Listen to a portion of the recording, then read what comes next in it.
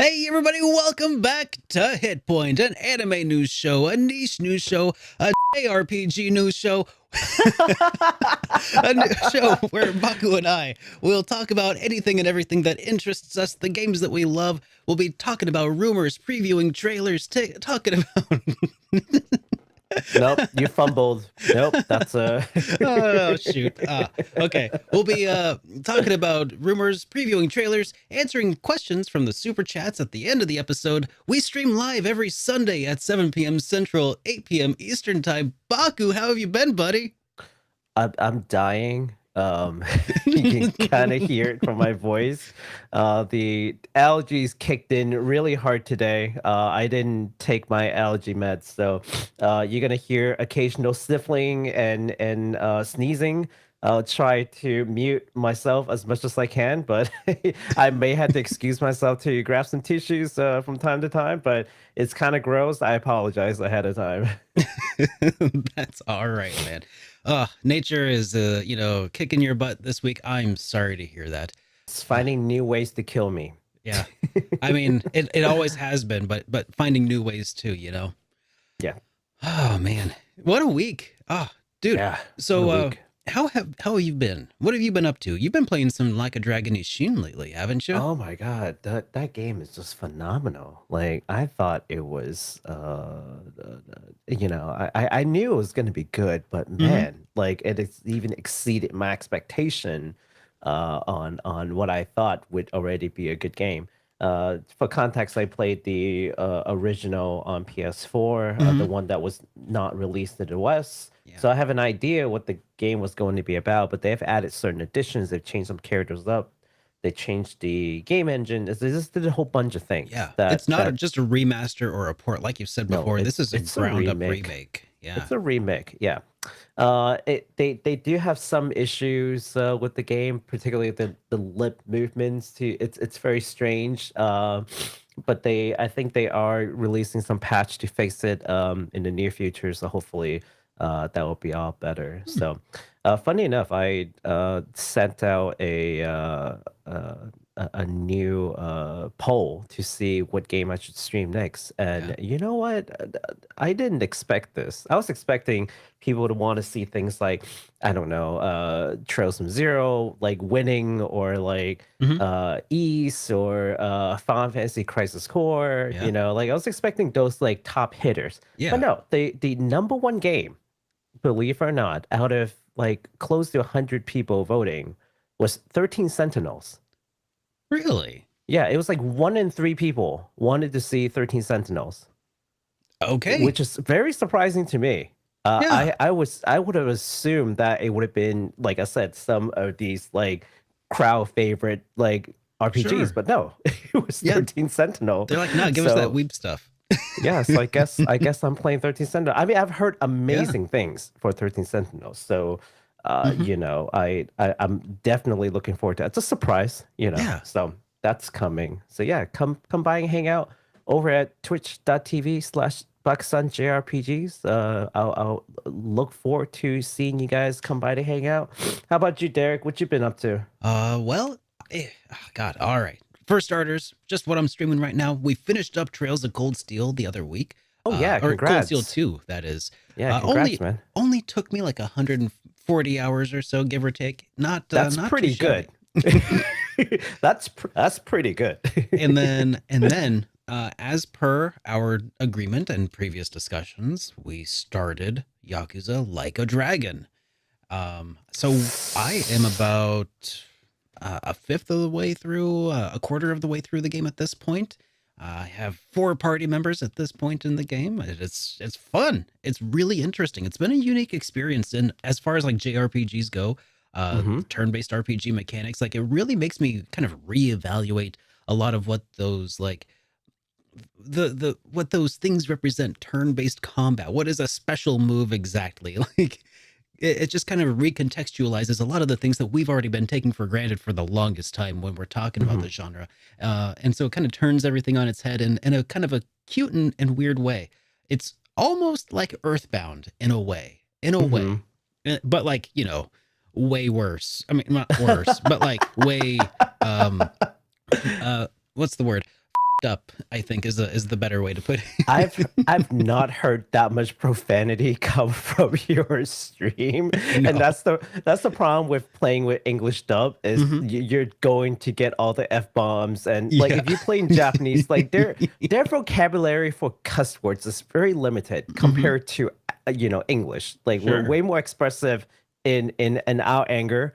For them, it's just pretty basic stuff like teme and like just sounding Duh. rude. Like, oh my God, you're so rude to me. Like we Hmm. have actual cuts words that we can bleep out. So that's one issue. But I'm Yeah. I'm glad you're liking it though. I'm Well, glad thank you're you. liking it. And This is the first time that we're both playing a like Yakuza the game, same or series of game at we the might same have time. we might have been double dipping on Trails at one point. I don't know. I Like I don't was think. probably doing Zero and Azure when you were Oh, doing you know what? Sky SC or something. Yes, actually, I lied. You were doing Trails Azure. I was Yeah. doing Sky 3. Yeah. Yeah, but it was very brief. It was But very brief. that totally Flash did in the pan. happen.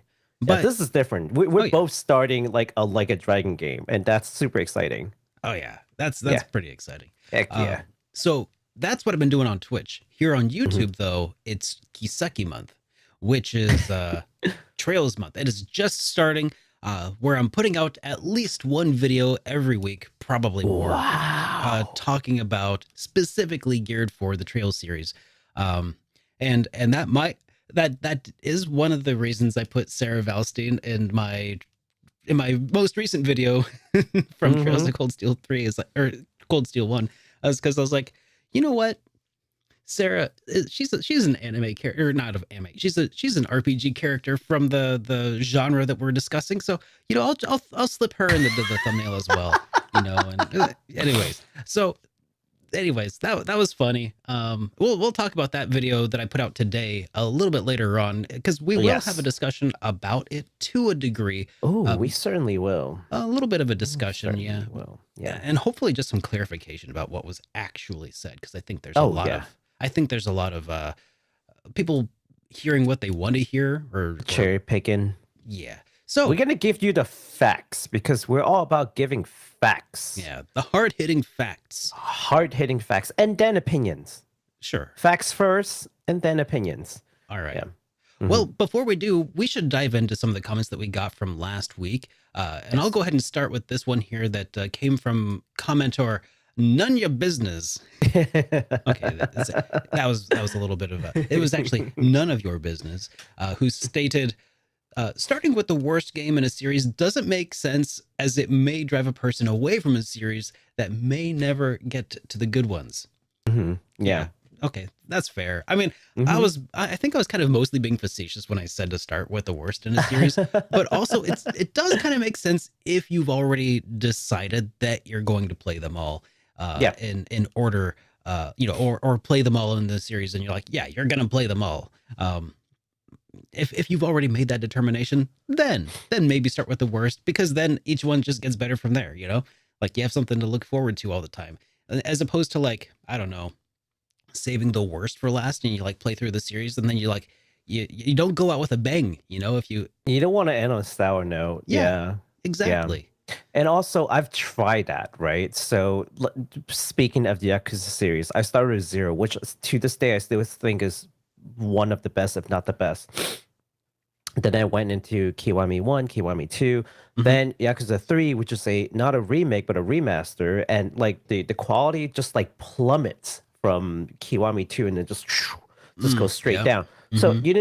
I didn't play the worst one, but that drop in quality was like enough to like seriously make me consider dropping the whole thing altogether. So I get it. Like you want to play the good ones to get them to the series, but people can drop out of the series just as easily, right? Yeah. So yeah, don't think just because one good game is there's enough holding power. But also to your point, Derek, the context to which we say start with the worst one was given that you are going to play the entire series. That And was the context. and Yeah. that they weren't So like chronologically in the same universe. correct. Like Yeah. we were talking about Breath of Fire series at the time.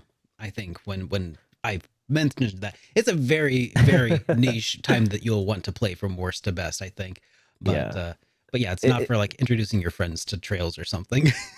that is to say that it was a pretty nuanced like discussion and not necessarily like just a broad stroke recommendation for anyone and everyone in every situation. So Yeah. just want to throw that out as a clarification, right? Yeah, that's right. Yeah. All right. Next up, we got Alan Watty, who says, just got email from Playasia saying Pixel Remastered not getting a PS4 physical release. Yeah. Yikes. Is that what happened? I'm sorry, because I didn't see any news on this, but I have seen a couple of people talk about it. And also I didn't personally, purchase either of the versions. I have no idea. What's going on, Derek? Is that what's Okay. going on? So what Yeah. happened was initially Mhm. when PlayAsia put up the Final Fantasy Pixel Remaster Collection up for pre-order, Mhm. they put it up for like $75, and they had options available for PlayStation 4 as well as options for Switch. Mhm. Then turns out that they had to take down the PS4 ones because I guess they got confirmation that it's actually in fact not coming to PS4. I don't know Ooh. exactly, but that's got to burn for anybody who tried to get in on that for PS4. But Uh, yeah, but right now the Switch version is still up for pre-order. mhm. And since then, since the initial going out, they did raise the price by another like $5 from like 75 to 80, Mhm. which is still a better deal. Like because especially if you like get another game or something, because I think orders over $100 have free shipping. Yes, that's So correct. so if you got like something else that you needed, like Final Fantasy 9 or Final Fantasy 7 and 8 combo or Mhm. something like that, or the Dragon Quest 1, 2, and 3 combo, they have lots of games that are physical that never came out in the West physically in English. Mm. So in that context, it's still probably a better deal than what we were Mhm. getting from Square Enix, because Square Enix was also going to charge you like $20 for shipping anyway. Ah, God, yeah. Square Enix shipping is just like atrocious. Like, where are you shipping from that requires it to be $20, like, no matter where I am? It's The just, president of Square Enix himself was going to hand deliver it to your mailbox, Baku. I mean, basic, and considering what we're going to talk about later today, that might very well be his new job. Mm. Mm-hmm. Might just be. It might just be. We'll talk about the Square Enix president later. We got one more Mm, comment, Mr. Derek. yeah. Okay, and he says it's a MNC Llama who says, "Legend of Super Derek trails through March." Yep, that's basically what March is. March is, for me at least, Kiseki month, and I'm thinking it might be gosh, if I could make this an annual thing, that'd be pretty rad. But That'd be then I'd pretty have to rad. stop playing trails during other times of the month, so I don't know. We'll see what Yeah, happens. I've committed June to playing Persona for Ooh, Mr. Invalid, so I'm kind of stuck with it now. that's impressive. That's the pretty cool thing about being JRPG enthusiasts, Baku and I. Whenever we want to turn something into whatever month, we just play a game in the series, and it takes us the Yeah, entire that, month. that will be the month. That is true. That is true. Sometimes longer than a month. God, You I heard know. me. I said stuck. Did I stutter? I might be sniffling, but I did not stutter. Which, by the way, that brings me to want to comment that there were many other suggestions for what Derek should call this Oh, month that's for right. trails. That Yeah, so was a there question I were a posed. couple. Yeah, it's just I didn't want to like post all of them. So they're all there from the last video. So I highly recommend you all taking a look to see what kind of creative genius our fellow viewers were able to come up with. Thank I'm you so sure much for all they're the wonderful incredible. ideas. Yeah. All right, so we have a bunch of well, not a bunch. We have a voicemail. By the way, you know how I mentioned a while back how we had that pile up of voicemails that were emailed in that I never noticed Yeah. that I swept up out of the corner. Okay, this is the Right. last of them, and then Oh. after that, we don't have any more that are pending currently. So, Mhm. if anybody has any other voicemails that they would like to leave for us, they can do so using our phone number at 785-337-3805, or you could also just send it to me via email at hitpoint at superderekrpgs with an s.com, and we'll play it on the air. So yeah, make sure you do that if you're interested. But otherwise, we have this one here from viewer Sergey.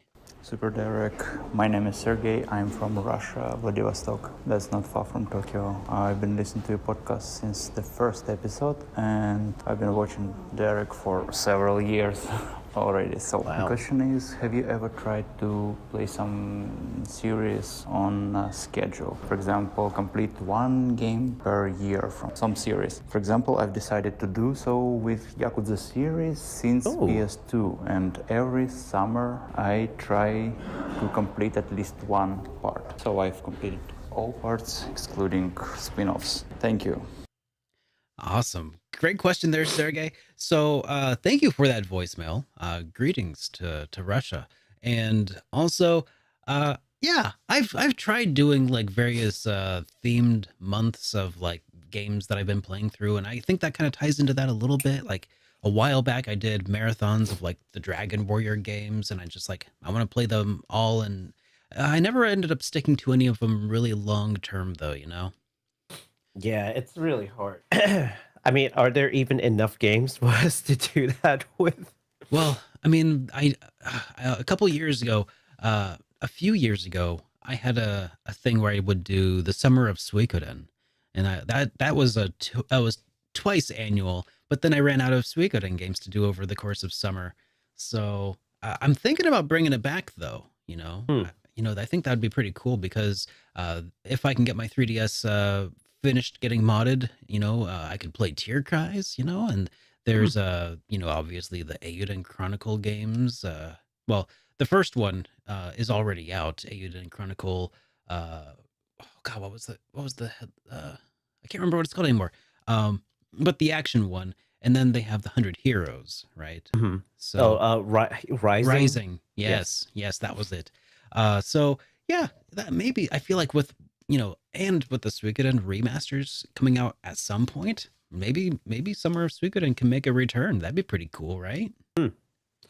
That would be pretty cool. As for me, I think the only game that I try to play once a year is Final Fantasy V for Job Fiesta, and that's only because that is a charity event. Oh, that's true. Yeah, so that's the only game that like keeps coming back every year. I just try to. Last year I couldn't do it, but I did it for like 7 years, like consecutive before then. So I might do that again this year. But I think that's about it. I You do also have typically. another, like I would call it less of like an attempt to like play a specific game, but more of like a tradition, an annual tradition of Spooptober. Oh, that's right. Yeah, And there's a every few series that come up around that time, I think, usually. yeah, like Resident Evil, because they keep coming out with new ones, and that, like for example, they got Resident Evil 4 coming. Uh-huh. They got the first person view of Resident Evil 8. So I'm just like, okay, now I've got two options I can Sure. play.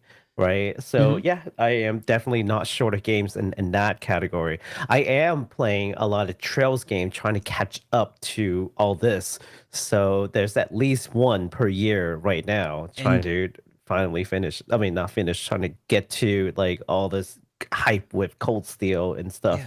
And what's the name of that other game series that you've played a couple years in a row? It features the girl with a flashlight top down. It's kind of like Oh, beautiful art.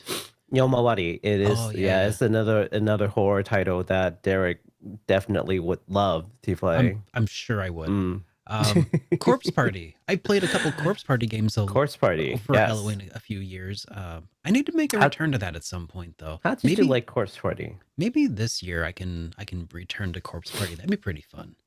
But, Yeah, we can talk more about that one. That there's like one good game, and the rest of them I don't know if I could recommend. They're like they're like they're Yeah. okay. Like if Well- you're a big fan, then sure. But I think yeah, some of them. yeah. My God, did you know? You know what? I'm never mind. There are some aspects of Corpse Party I don't even want to talk about because they're like Course uh, Party, the main game, like the base game, oh the yeah, it's remake, great. awesome. A lot of the newer ones and the spin-offs, like, it's okay. Yeah. The one where Yeah. it's like you play as like it's like Sakachiko's birthday or whatever. It's like, oh, I Oh, don't know geez. about No, that. no, no, No. no. I bought it. Yeah. I played it No. for like 5 minutes, and I'm like, I cannot No. you've got to be the biggest fan for you to sit there and laugh at this. I'm just like, I cannot. This is like really bad anime writing, and just I couldn't. Yeah. So Jeez. Well, yeah. hey, So there we you should go, probably move Sergey. along and start covering some of the news topics here. So, Yes, thank you, sir. Sergey, for the voicemail. And again, anybody who has any questions or any voicemails that you'd like to leave for us, you may do so again at our voicemail line 785-337-3805, and we'll be sure to hit you up. We'll play it on the air next week, or Super Derek or HitPoint at superderekrpgs.com. There you So go. we All have. right, let's talk about some updates to past releases. So these Mhm. are all updates and DLCs and expansion news for games that are already out and available. And the first one that we're going to start with is DioField Chronicle. There is a free DLC that we've talked about maybe like 2 months or so ago. We said, oh, yeah, there's going to be a new DLC. And it actually came out today on the 5th.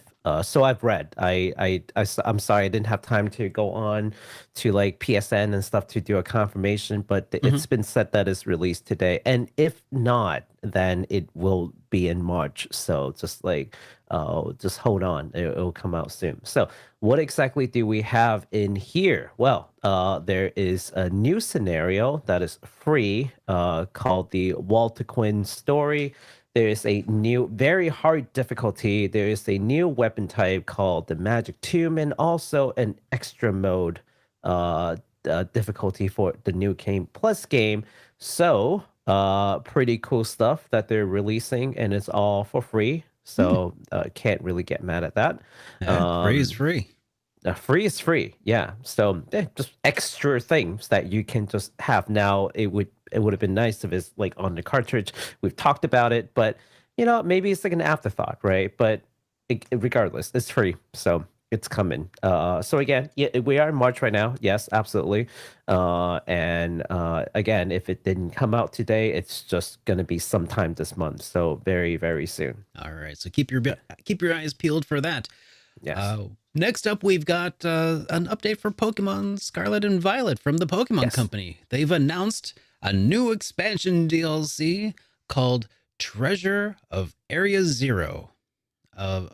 During the they announced it during the 27th of February's Pokemon Presents. Part 1, called the Teal Mask, is coming in fall of 2023. Part 2, called the Indigo Mask, is coming in winter of 2023. Everybody who Sorry, pre-ordered. that's the Indigo disc, sir. Oh, I'm sorry. Yes. Indigo Disc. Thank you. Yes. People who pre-ordered the game or these who pre-order these expansions rather will get a new uniform set of outfits of avatars, or four Yeah, that's avatars right. rather. Yeah. So make sure you check that out if that's something that you're interested in, and if not, don't. Absolutely. Yeah, I mean, look, the biggest JRPG by volume, we Yeah. kind of talk about it. We have Yeah, no that's true. choice. We have no choice. Are we really a JRPG news show? We don't tell you about Pokemon. Think about that. Actually, I tried to read into it. I have no idea what they're talking about. They were like, so apparently there are like two like paradox Pokemon that's coming, and I'm like, what the heck is a paradox Pokemon? But look, don't say I didn't say anything. There are two paradox Pokemon coming. I think they're like kind of like a legendary, but like not. But also, yeah, I have A no idea. legendary, but not. I- That I sounds like a am paradox for too- sure. I'm too much of a boomer at this point know. to understand the Well, new Pokemon. I think it's just you and I are pretty stereotypical Gen Oneers, I think, at this point. That is correct. As we would be called in the Pokemon circles. Actually, I'd probably be more of a Gen 2er personally. Maybe even no, never mind. Gen 2er. I think I'm that's one and two. I'm Yeah. 1 and 2. I like gold and silver, and especially how you can like go back and travel to Kanto. That is like super cool. I was like, what? I They know. fit the entire Kanto in the same like game. How did they do Yeah, that? it's I so thought they cool. ran out of memory for the first game. How did you do it for the second game? Well, Iwata saved him. That's exactly what it is. Yeah. If only Iwata could have saved Scarlet and Violet. If only. If only. All right. So we've got one more piece of news regarding games that's already available and just expansions slash DLCs coming. Bandai Namco also announced an upcoming paid expansion for their critically acclaimed game, Elden Ring. The expansion is called Shadow of the Erd Tree. I think that's how it's It pronounced. sounds Erd correct. Tree? I Yeah. think so. There are no additional information like prices and release windows and regions and all that fun stuff. Just like a screenshot kind of thing that with the tweet. But hey, it's still exciting for all the Elden Ring fans, and there are a lot of you out there. Oh, yeah. Man, Yeah, I game really is want to gorgeous. I want to dive into it at some point, the Elden Ring game. I mean, I- I've played Dark Souls 1 and 2, skipped 3. Haven't really played a whole lot of like man, I I just thought need to 3 try was it. supposed to be pretty good. I don't know. I've heard that it was, Yeah. I mean they all are really. It's just And Bloodborne. no, that one turned me off. It was a little too Oh, really? Yeah, a little too horror-ish. But you like horror. Yeah. You like horror games. Yeah, no, I tried the Elden Ring for a little bit when I was doing a charity stream, and the game plays really well. It's super Yeah. smooth, and it's just as hard as you imagine it. So at some point I'll get back to it too. But yeah, it's a great game. Yeah. Well, let's go ahead and move the section along here from DLCs to some upcoming releases that we're going to Yes. be seeing this week. Yes. So the first one here is actually going to be my favorite genre, according to Baku, which is Fatal Frame Mask of the Lunar Eclipse Remaster. This remastered version of my favorite Wii game of all time, Fatal Frame Mask of the Lunar Eclipse, is coming out on the 9th of the month. Mhm.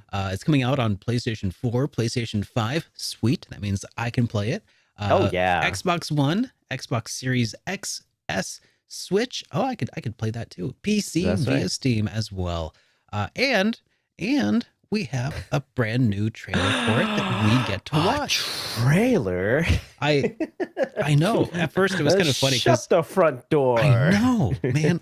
I was like, Baku, do we only have like 5 trailers? And he's like, no, we have this one. Oh, I tried to skip it accidentally. How did that happen? Anyways, let's take a look at this trailer of my favorite video game of all time. Yes, please. Oh gosh, loud. There we go. Look at that. Oh, Ooh. yeah. Oh, not scared at all. Just Oh. sudden. Surprise hickey from a ghost.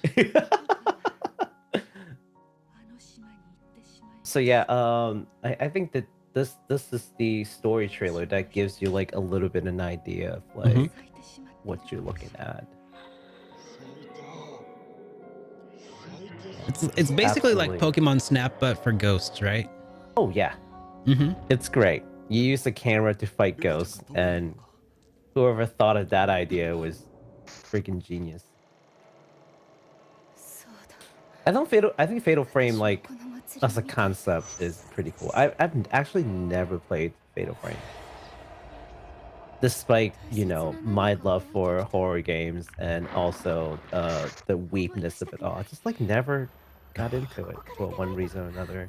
You know what? I joke a lot about how much, I don't really love horror games, but honestly, these look super cool and also like pretty niche. So the fact that they're getting remade and remastered and brought to more audiences is really exciting. Like I'm just happy for these horror fans, despite the fact that watching the trailers is probably going to ruin my sleep for the next couple days. You know, just it's just one of those things. Derek's doing it for all of you. Oh, listen to that upbeat like J-pop. Can I say J-pop? J-pop.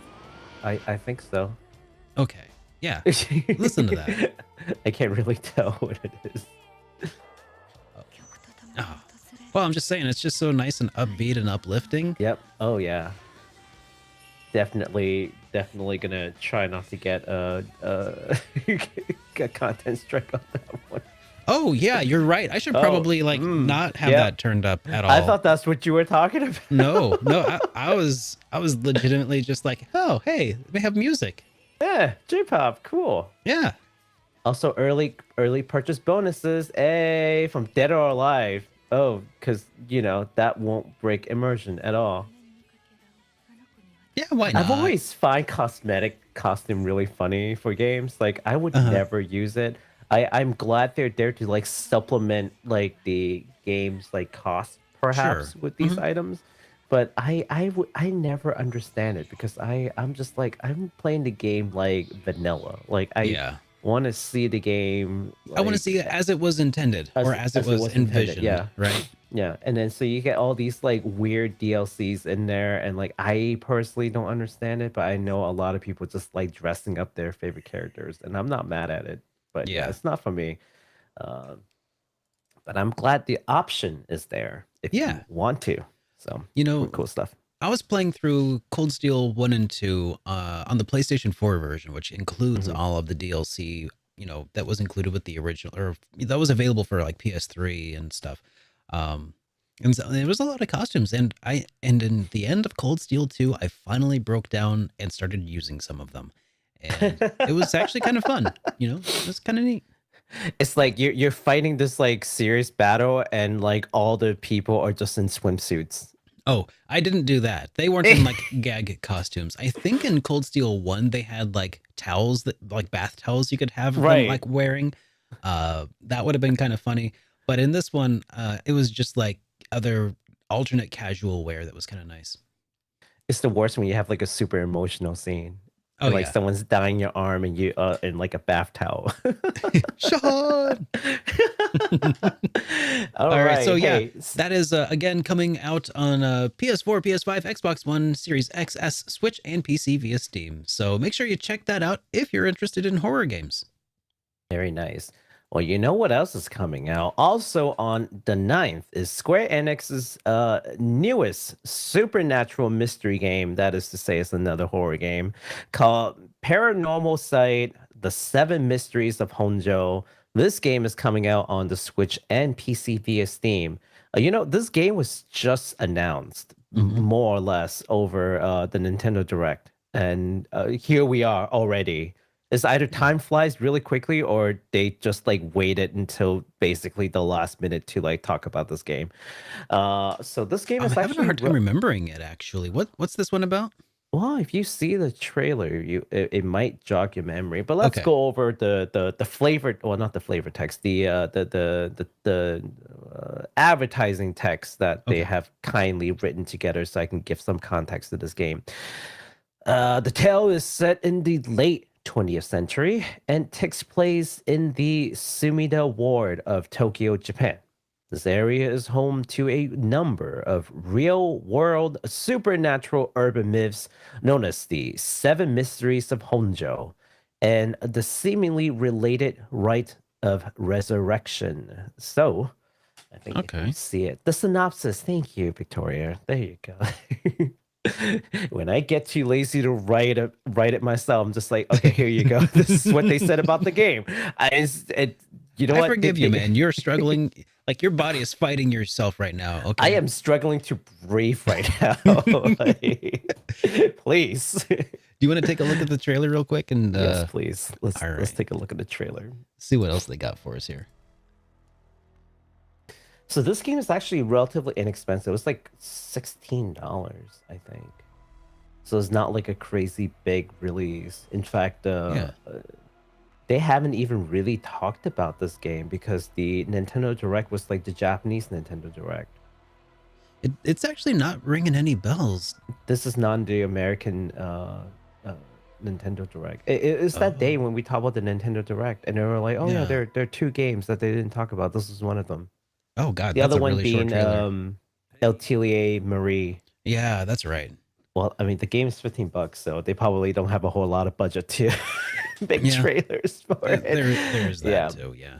but I think, certain kinds of fans who are into mysteries and these kind of like visual novels, like if you're like a Danganronpa fan or like a Zero Escape fan, like you're into that sort of games, this might not be a bad title to just like, snack on, if you will. Yeah.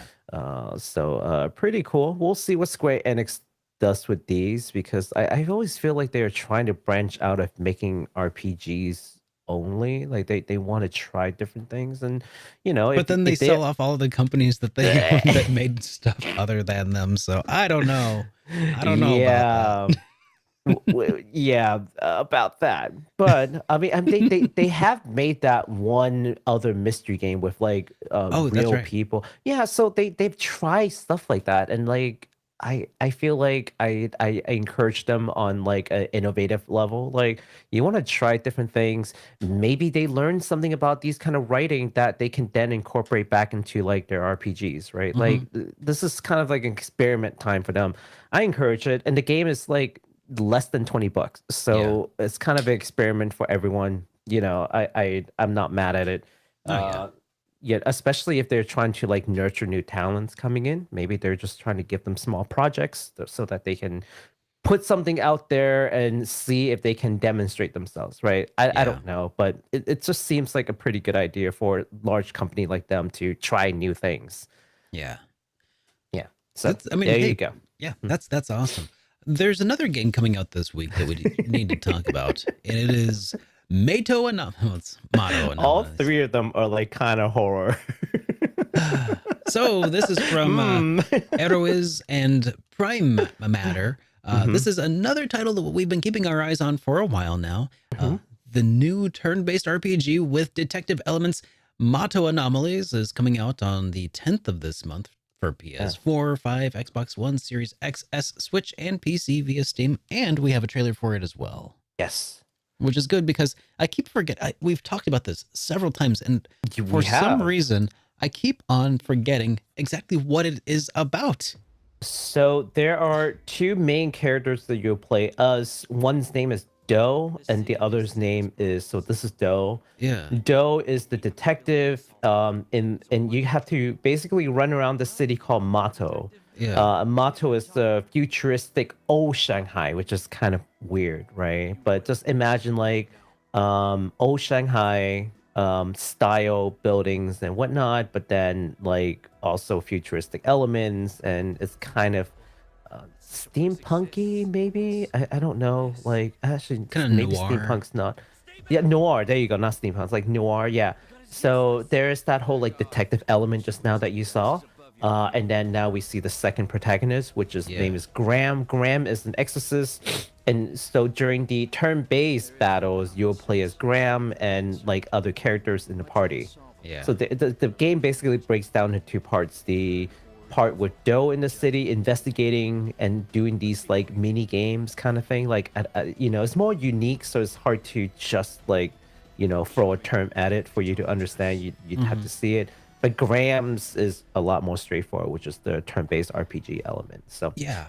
very traditional, like menu-based, turn-based. So it looks really cool. Like I keep seeing the art. Like I know it's the weirdest thing. I've seen the key art where it's got Graham on it. He looks super kind of cool. But I keep looking at it. I'm like, what is that again? Do I like that? And every time I think we watch the trailer and something, I get excited about it, and then I promptly forget about it. And I feel I don't know what it is. It's something. Yeah. My brain is just not working good these days, I guess. But There are just too many things coming out. there really know? are. There are Like, so many things to get excited about. And unless it's like appealing to my boomer sensibilities of being like HD 2D 16 or 32-bit RPGs, something like that. It's like, whatever. But then I see like the shiny like 2D pixel art game. I'm like, I thought you'd like the cell shaded stuff like this. Oh, I do like it too. That's Yeah. the other thing. That's the other thing I like. But that's also like it's all blue. Maybe that's it. Maybe I just want more color. I don't know. Yeah. But, I've watched some like previews from the demo, which I think is out there now because I saw some previews and people say like, it's got this like gray and this dull color, but it kind of works with the mood. yeah. Because it's kind of like like a kind of slum-ish like kind of area. Yeah. So if people are not exactly running around like happy, like Oh, of they're course. pretty Of course it makes sad and total depressed. sense. Like based on what I'm kinda saying cool. here. Totally Yeah. makes sense. But I think there's something about like bright and colorful and shiny that like just distracts my little monkey brain. That's where the neon light comes in. You gotta Oh, you're stare at the right. neon lights. Yeah. That's I think you're right. That's what I need to do. Yeah.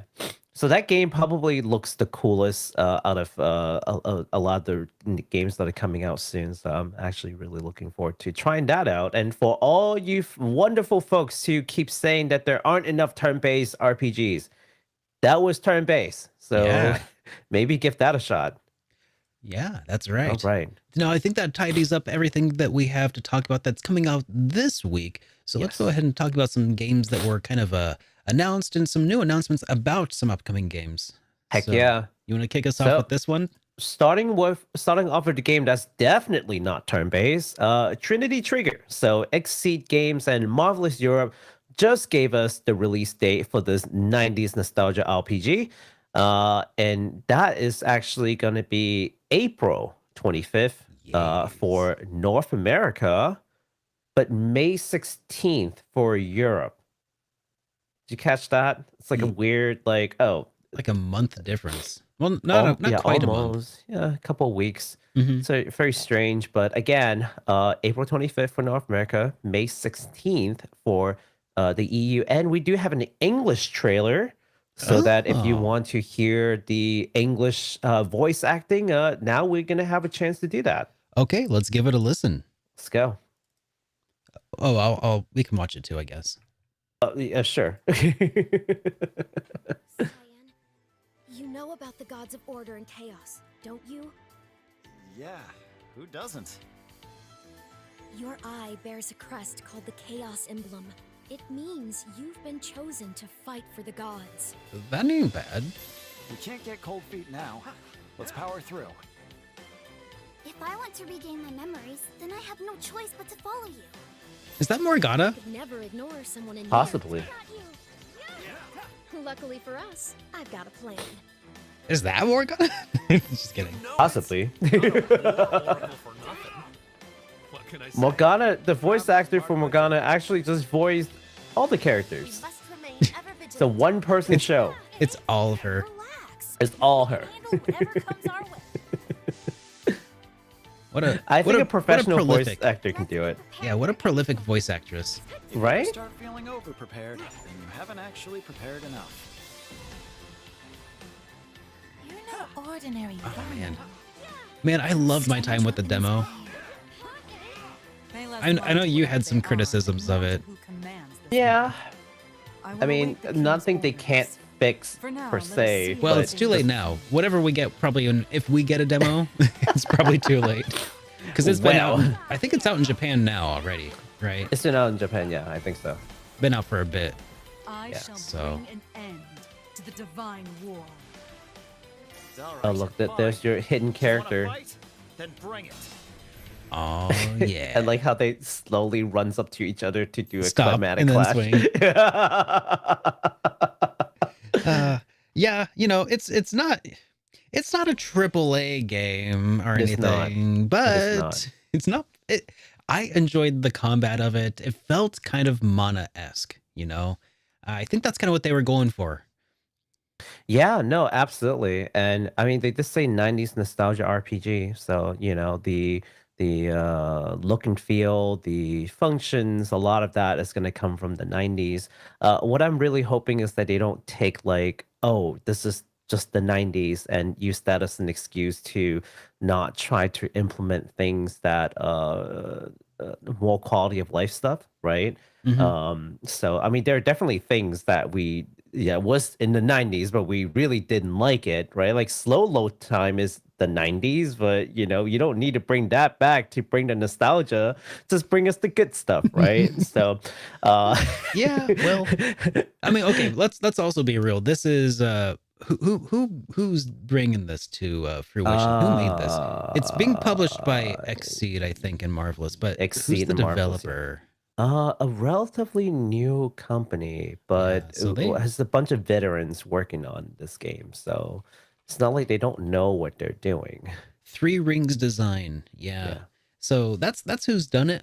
So it might just be one of those things where it's, a budget constraint, Yeah, Could be.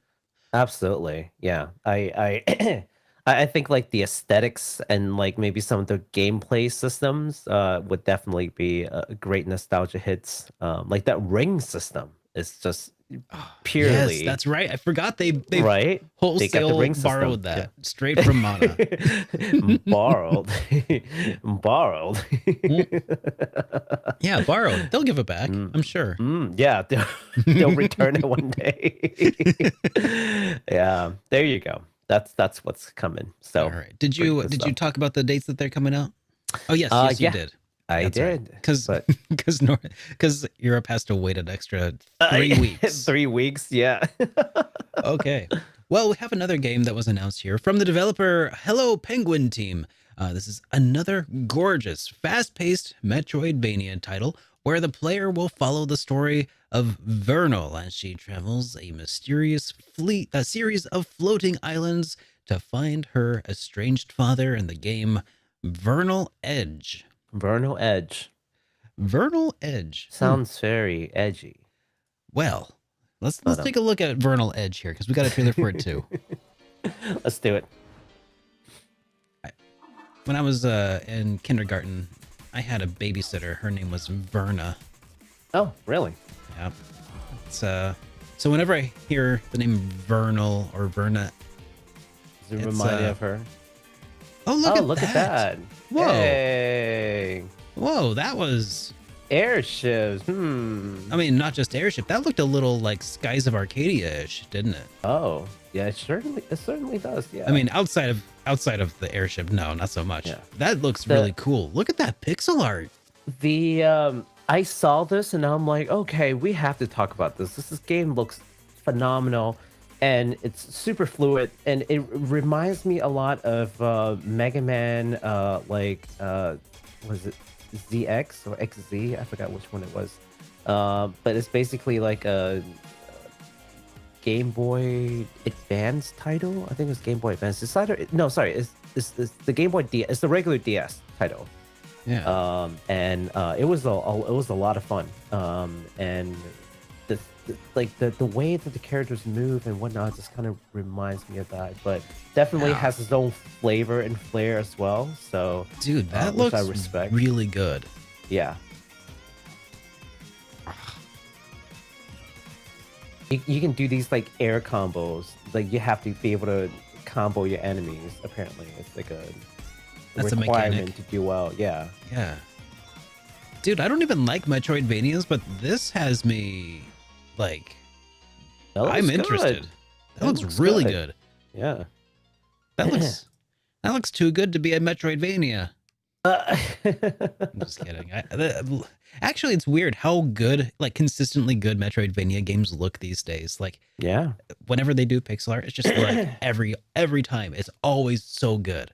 Man, That's right. it's a steep competition for like the new Metroidvania games. Yeah. There are a lot. I mean, there are a couple that we've shown like in even the last like 2-3 shows that are just absolutely gorgeous arts and everything. So it's definitely tough competition out there. Yeah, let me see. I wonder, do you know if Vernal Edge is going to get a physical release or not? Has that been announced? I don't. I'm trying to do a quick search here. Someone in the chat know. is asking. A It'd lot be- of these indie games typically don't have a physical release. But sometimes they do, and sometimes, especially when they look really cool like this, like they sometimes have incredible ones. Like God, what was it? Oh, I can't remember. Crimson something. Yeah, I don't think they have a physical. I'm looking at the Kickstarter and all the Okay. games they just talk about what Well, is it called? Digital copy. They have like physical shirts, physical posters, physical yeah. something or It's a another. huge ask to have to have indie developers commit to making physical releases. I totally get it. And Yeah. it's like you can't just like make them to order. You can't be like, all right, we'll take orders for like 150 copies of the game, and then and then we'll Yeah. sell them. Like, unless it sucks, but man, I wish every game could have a physical release. But we'll see. Maybe limited run will do it or something. That'd be nice. Yeah, we're like the biggest like physical copy like what's a good word for us? Hoarder? Yeah, I think that counts. Yeah, yeah. I was gonna say like something along the lines of like advocator Oh, of sure. physical copies. I As mean, if you want to can dress it up a little see. bit, sure, that's fine. But also hoarder. Yeah, I mean, I Yeah. was like, that's fair. But otherwise, anyways, you can get this game officially on the 14th of the month. It's coming to PlayStation 4, PlayStation 5, Xbox One, Series X, S, and Switch, and PC. So make sure that you keep an eye out on those. And, I suppose that if the game sells well, there's probably a chance that they'll get a physical release somewhere. So, yeah. That is true, because publishers can always pick it up and be like, "Hey, this did really well. Do you want to try for a physical copy, like physical release, or maybe their next game will be they'll be able to get physical once they get their name out there." So you never know. Yeah.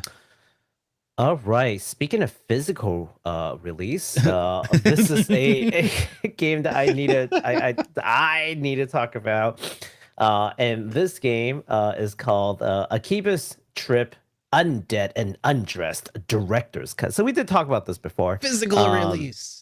Yeah, but there's the physical release that we kind of want to talk about. So Exceeding is Acquired just announced the director's cut will be available in the West this summer. Previously, they had announced it, but they never gave us like a time frame. But now we do. It's coming out this summer. The director's cut will basically include the base game, but also something that's new, which is called Katie's Route.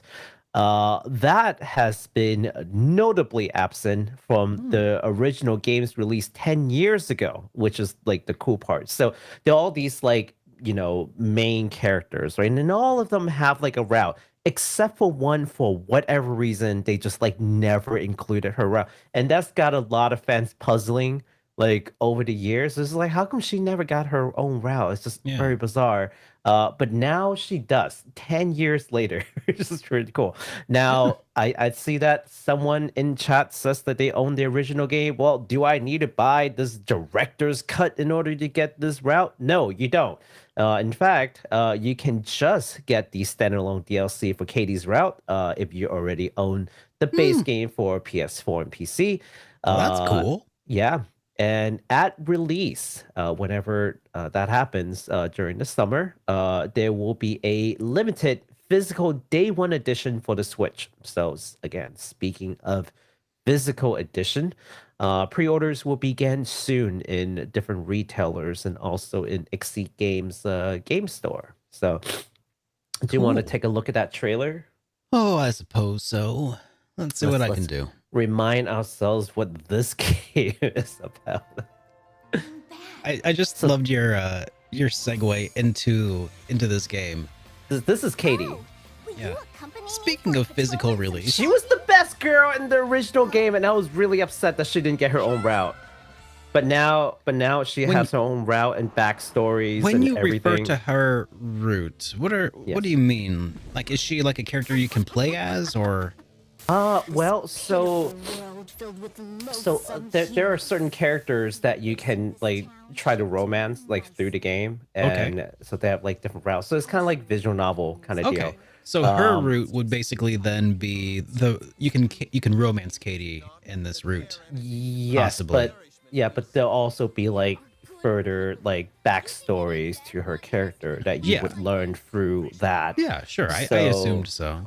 Yeah, but it was just strange because the basic rule was, hey, if this person can help you in combat, like, and this person is important, then chances are there's a route for them. Katie was the only one who could help you in combat that didn't have their own route, which is very bizarre. So yeah, now she's taking center stage on this director's cut, basically. Wow. Well, that's it only really took nice. 10 years. It only took 10 years for them to recognize Best Girl. So, just saying. 10 years. 10 years the bridesmaid, never the bride. I could be a Katie's fan. No way. Me, a fan? But anyways, now pretty cool that they came back to correct this major Egregious mistake. Yeah, egregious. So yeah, again, coming summer 2023. The DLC is coming for the base, wherever the base game's available, and also coming to the Switch now, which is new. All right. Yes. Well, moving us along to the final new announcement. Last week, we talked a little bit about CRYMACHINA, and, well, now we've got some more news about it. In a world where humans went extinct thousands of years ago, synthetic beings known as Deus Ex Machina have been tasked to bring mankind back. Join 3EVE, the recreated psychics of deceased humans instilled in synthetic bodies as they seek their full-fledged humanity and explore Eden to discover the secrets hidden within. That's my best in a world voice. I appreciate. Take a look at the trailer. I appreciate it. Thank you.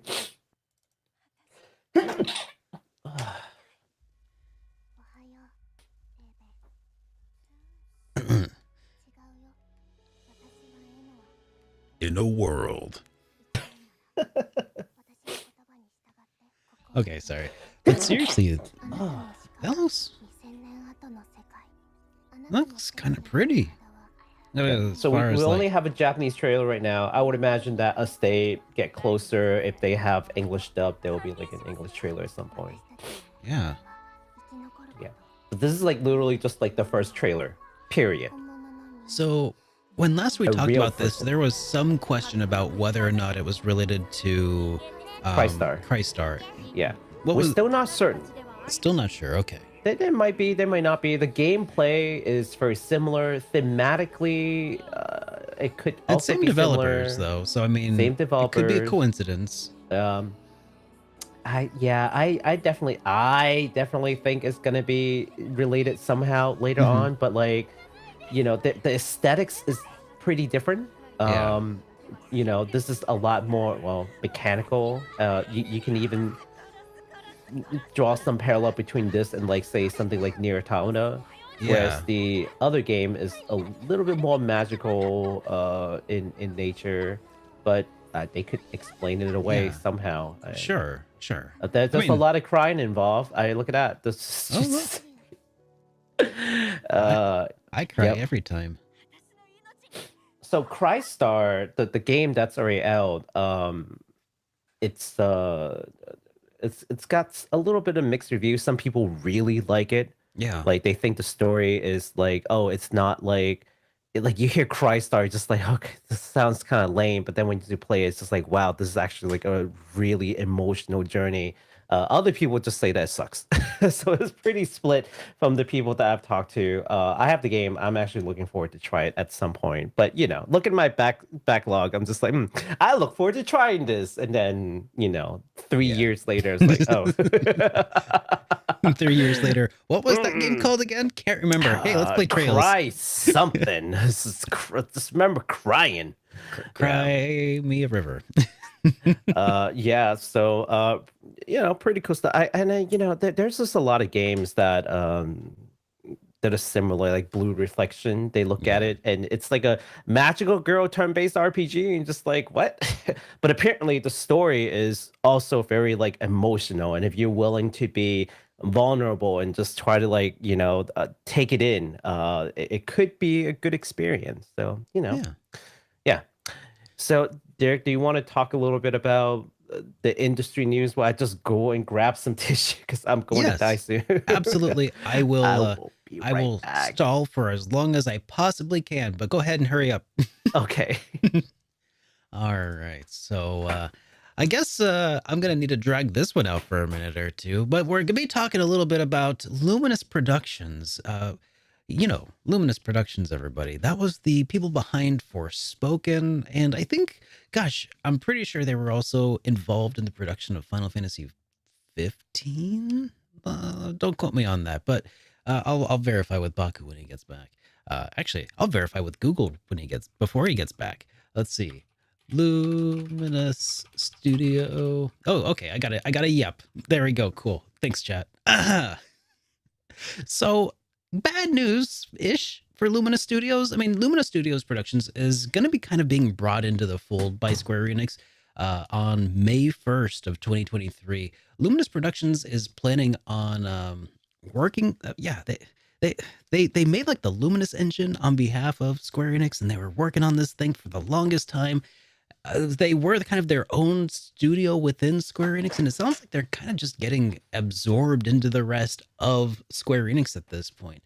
Yeah, So, that's what it sounds like. which is just really wild, man. Welcome back. So thank you. Yeah, so these are they worked on Forspoken and Final Fantasy 15. I don't think there was really anything else besides that actually came out.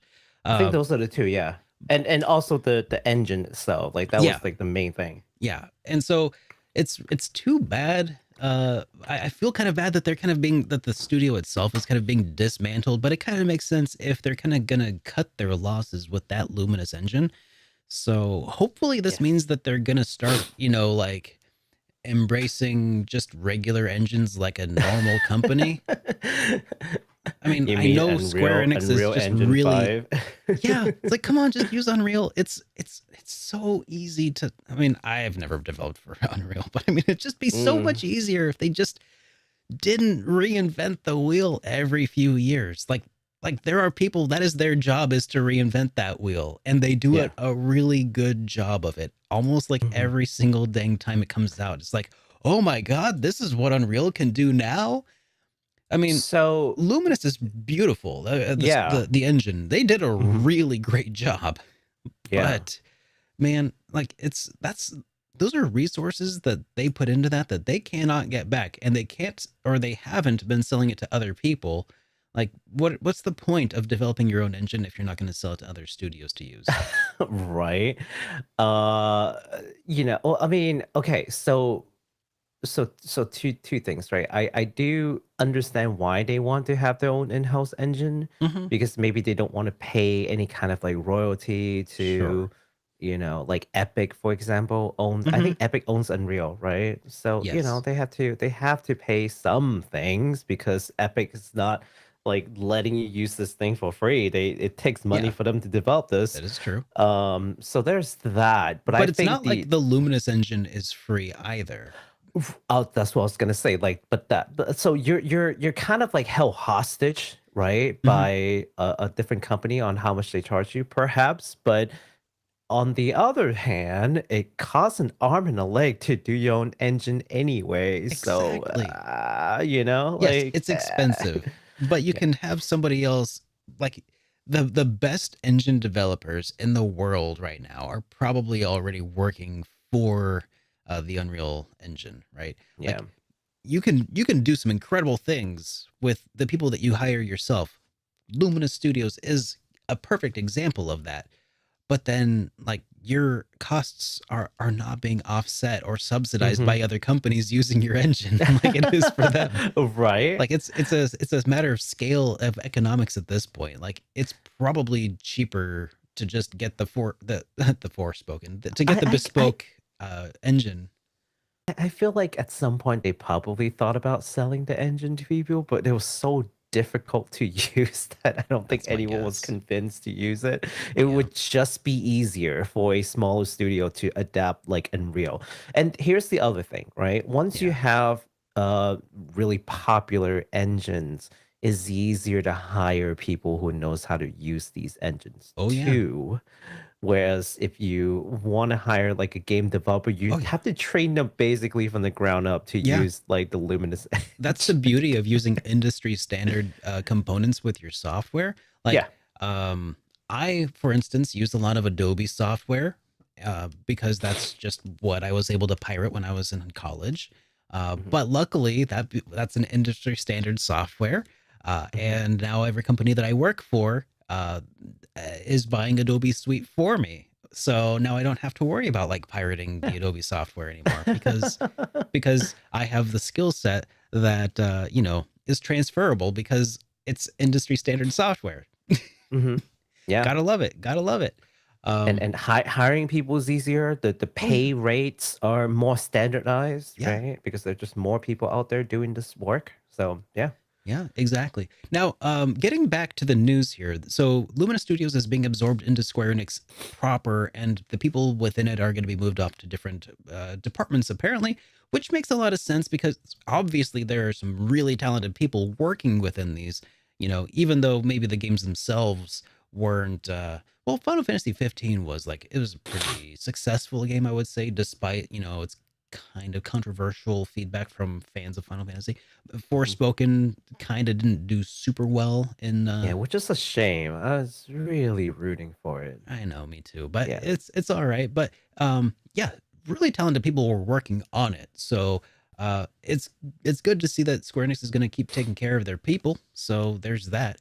And the Forspoken projects include a performance patch that they're going to be continuing to work on called In Tanto We Trust DLC, and that add-on is going to be coming out in summer of 2023. So keep your eyes out for that if you were also enjoying your time through or with Forspoken.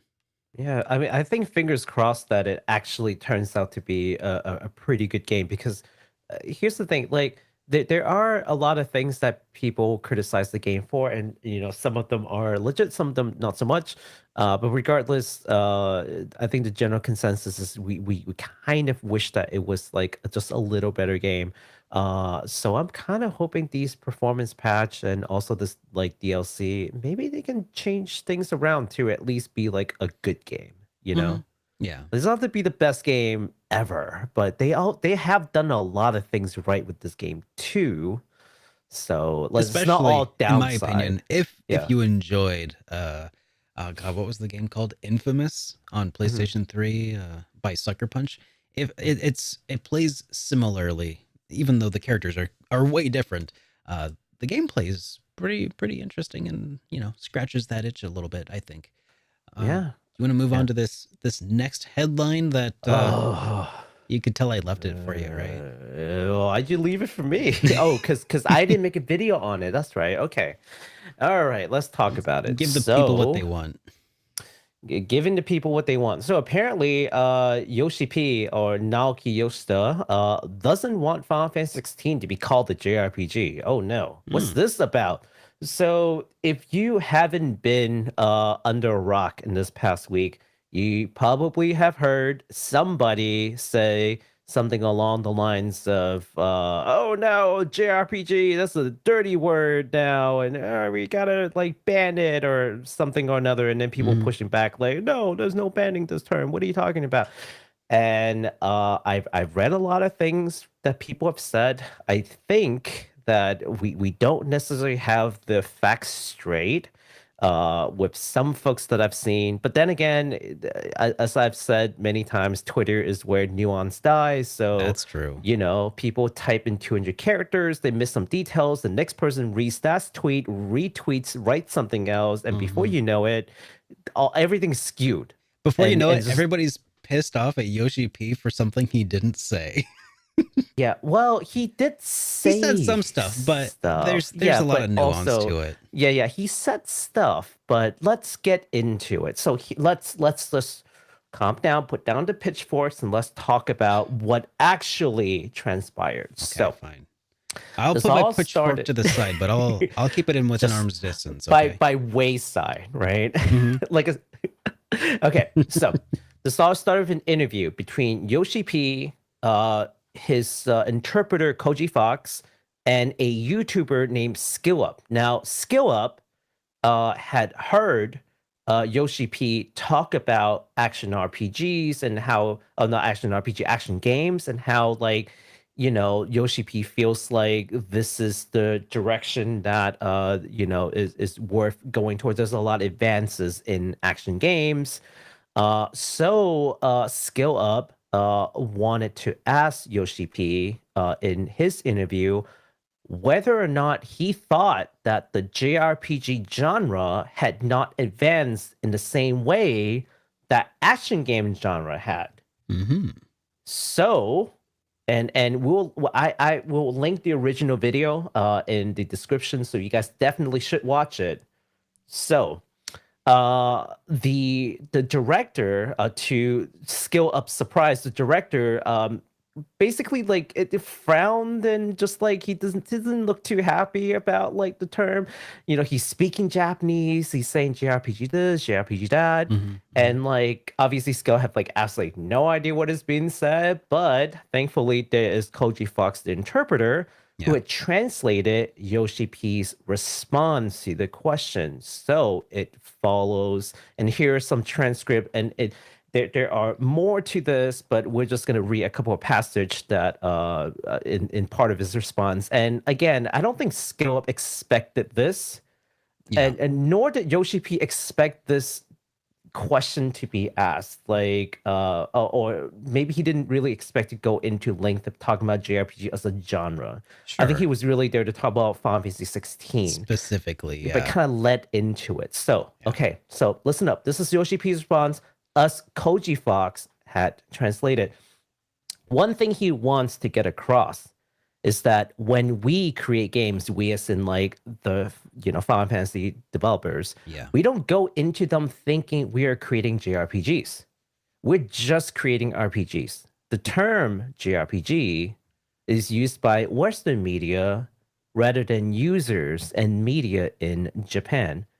Now, so that's one quote from the video. So these are exact words as they are quotes.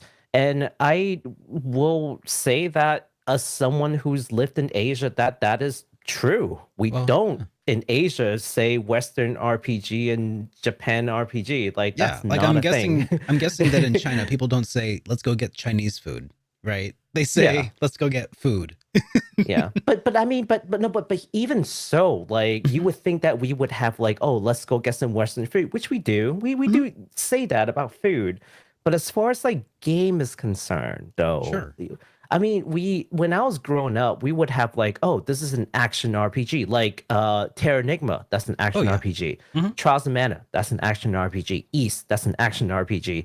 And then you have like Final Fantasy, which I know there's ATB, but we still count that as like turn-based, even though it's technically not. But I mean, whatever. It's just your turn is like a little fluid. It's menu-based, real time, right? But whatever, right? We call that, and quite frankly, we don't call that turn-based RPG so much as we just call that an RPG. Sure. Like now, but it's useful for us to think of it that way because of our worldview. Yeah. Or through our lens, like through our tradition, it makes sense. When you say those words, it means something in our collective consciousness, right? But that's, at the end of the day, that's what these categories are really for when they're useful. But we'll talk about when they're destructive. So continuing on. All right. And again, this is another quote as translated by Koji Fox. This is going to depend on who you ask, but there was a time when this term, JRPG, first appeared 15 years ago. And for us developers, the first time we heard it, it was like a discriminatory term, as though we were being made fun of for creating these games. And so for some developers, the term JRPG can be something that will maybe trigger bad feelings because of what it was in the past. It wasn't a compliment to a lot of developers in Japan. Right. We understand that recently JRPG has better connotations and is being used as a positive. But we still remember the time when it was used as a negative. So he's speaking from like his perspectives and maybe his colleagues' perspective. That is, back years and years ago. We had to live through this thing. We felt like we were being made fun of. Yeah, this was around and, like the Wii, the PS3 era, Xbox 360 era. This is like when Right. this was when Final Fantasy 13 was being trashed hard.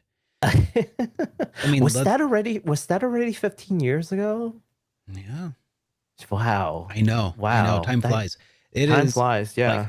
As far as like the Wii, like what did we have? Arc-Rae's Fantasia. Like the genre was taking some hits around that time. Yeah. And if that's the first time that they heard that phrase, it's no wonder that it was in the context of them like not doing super well.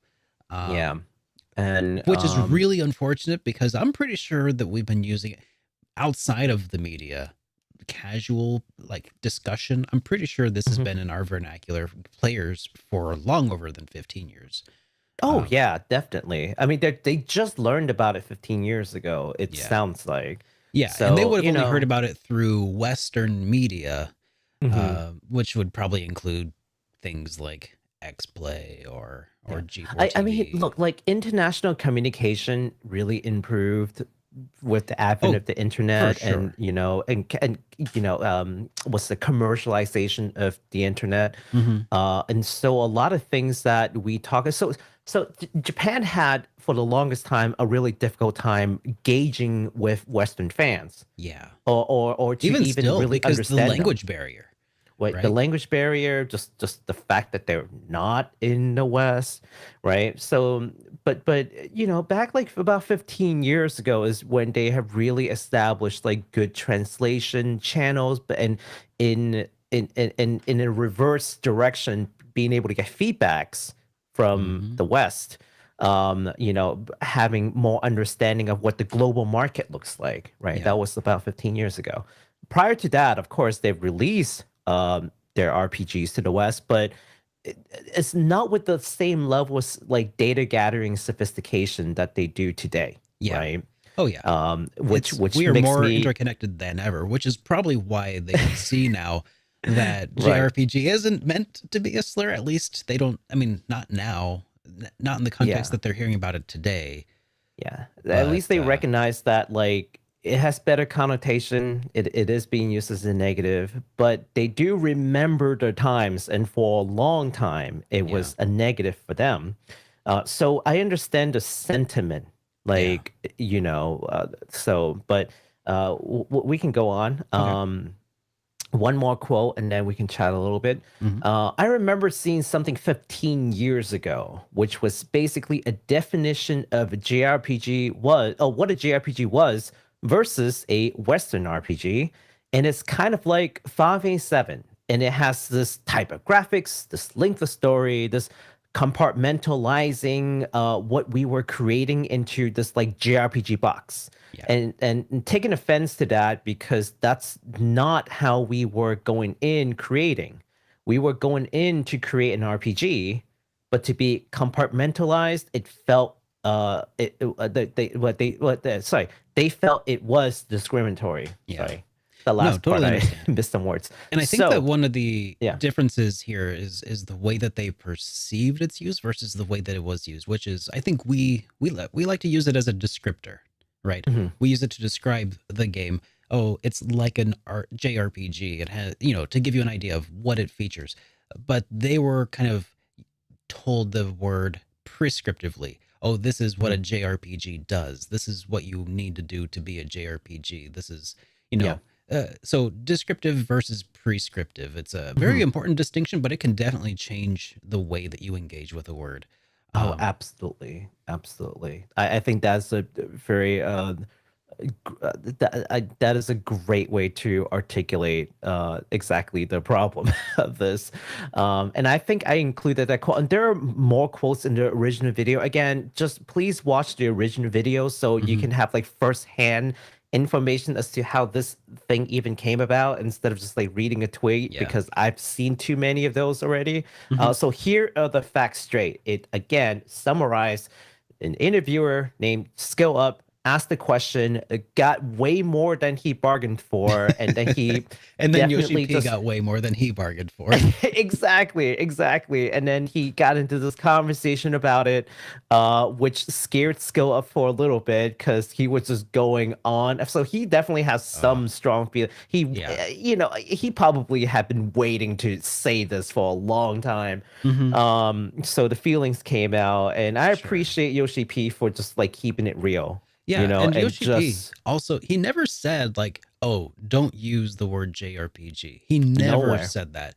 He never said that the word was discriminatory, but just that the context in which they had been hearing it was, Yeah. which it doesn't necessarily. And this is just talking about Yoshi P and not the guy behind Xenogears, who also at one point said something about like 10 years ago. Said something about how he didn't really love the word either. At no point though are they like, don't use the word. So, just don't hate Yoshi P, guys. He's a good guy, I promise. I mean, I don't know. Don't hate Yoshi P. I mean, maybe, I don't know. If it turns out later that he's like, a psychopath killer or something like that. Don't hold my words against me. But from everything that I've seen and from everybody who's played his games, they love and adore the things that he's doing. And I think that we can afford to give him the benefit of the doubt in this case, Absolutely. And so I think those are the two main things we want to clear up first and foremost is the circumstances surrounding, the comments, what the comments themselves are about, and the fact that, Yoshi P is not someone who like we should just like go after for some strange reason, because all he's shared was his feelings and his colleagues on the term from their perspective. And what, you're gonna tell them that they're feeling wrong? Like, no, that's how they felt about it. It's their work. I feel like I gotta clarify something, because I brought up Tetsuya Takahashi real quick, and somebody's asking, wait, he doesn't like the term JRPG? Well, he said in an interview that he didn't really like it. And then 2 years later, though, he recanted that, and said that he understands how we use it now. At the time, he didn't understand it, but now he understands it in the same way that, like, in Japan, they say American comics to distinguish against manga, right? Yeah. So that was like his example. And so that's kind of what we do, So, so I wanted to clarify that Takahashi does not currently feel that way, but during an interview, you might see that that came up at one point. So and you know how people dig up things and then they don't do a very clean job, and all of a sudden it just rehashes all these things. Like, look at what all these other developers say. We should just totally abandon the term. I'm like, I mean, there are reasons to abandon the term. Let me tell you. And this is the reason. Okay, it's my turn to talk. This is the reason I made today's video, is that the RPG genre as a whole sucks. I mean, not talking about the games, but the genre nomenclature. We have a problem with the way we talk about games, because what the hell even is an RPG? Because you've heard this 1,000 times. I've heard it 1,000 times. Well, technically, any game's an RPG because you play the role of Mario, the plumber, when you play a Mario game. It's like, come on, that is not what that means, and you know it. The JRPG, I hate it when people get smart with me like that. Nobody agrees on what a JRPG even is. People are like, oh, well, if it's an action game, it can't be a JRPG because it's an action RPG. It's like, well, how about an action JRPG? Like that can be a thing, right? Terra Enigma is an action JRPG, right? Or the newest titles like Sea of Stars, like, oh, Sea of Stars is a JRPG. No, that's made by Western developers. That's, it's like, come on. Sorry, Derek. I have been told in the past that if it's an action RPG, it cannot be a JRPG. I'm just like, sorry. I'm like, sorry, what? That is a real thing. That is a real thing that people think. I'm not saying it's true or valid, but I know, people and that's definitely thought that. And that's why I say, let's call the whole thing off. Let's wipe the slate clean. That was my secret alternative reason for making the video today, was just to, like, since everybody's already talking about it, everybody's already like, hey, let's get rid of JRPG. I'm like, okay, let's do this. But we got to get something to move on to. It's not good enough just to say, don't say the word JRPG. Like that's not sufficient. That's not doing anybody any good. Instead, we need something to move to. So if anybody out there is really impassioned and just like, yeah, you know what? Let's go ahead and move away from that. start coming up with ideas. I've come up with a few ideas that I put in my video. They suck. Come up with something better. Because like I don't know, like you've heard of like visual novels. What about like interactive novels, right? Something that's a little more I don't know, something with some combat. So, anyways, that's my whole soapbox spiel. I'll go watch my video from today if you want to see more about it. Go watch Derek's video. Yeah, I watched it when I think it came out, and like within less than a minute I saw it. I happened to be scrolling down YouTube, so I'm like, oh look, new video. Oh look, Derek made a statement. oh, dude, people came looking for a fight, and you could tell this because it came out in 1 minute.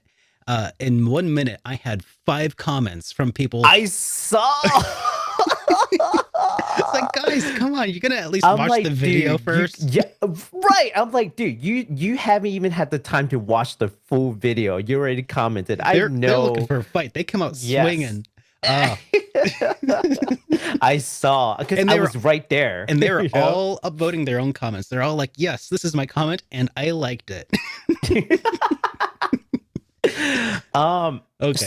So I will share a little bit from my perspective, if it's okay with you. Oh, please do. And then I think we can just chat about it, or we can move on. It's up to you.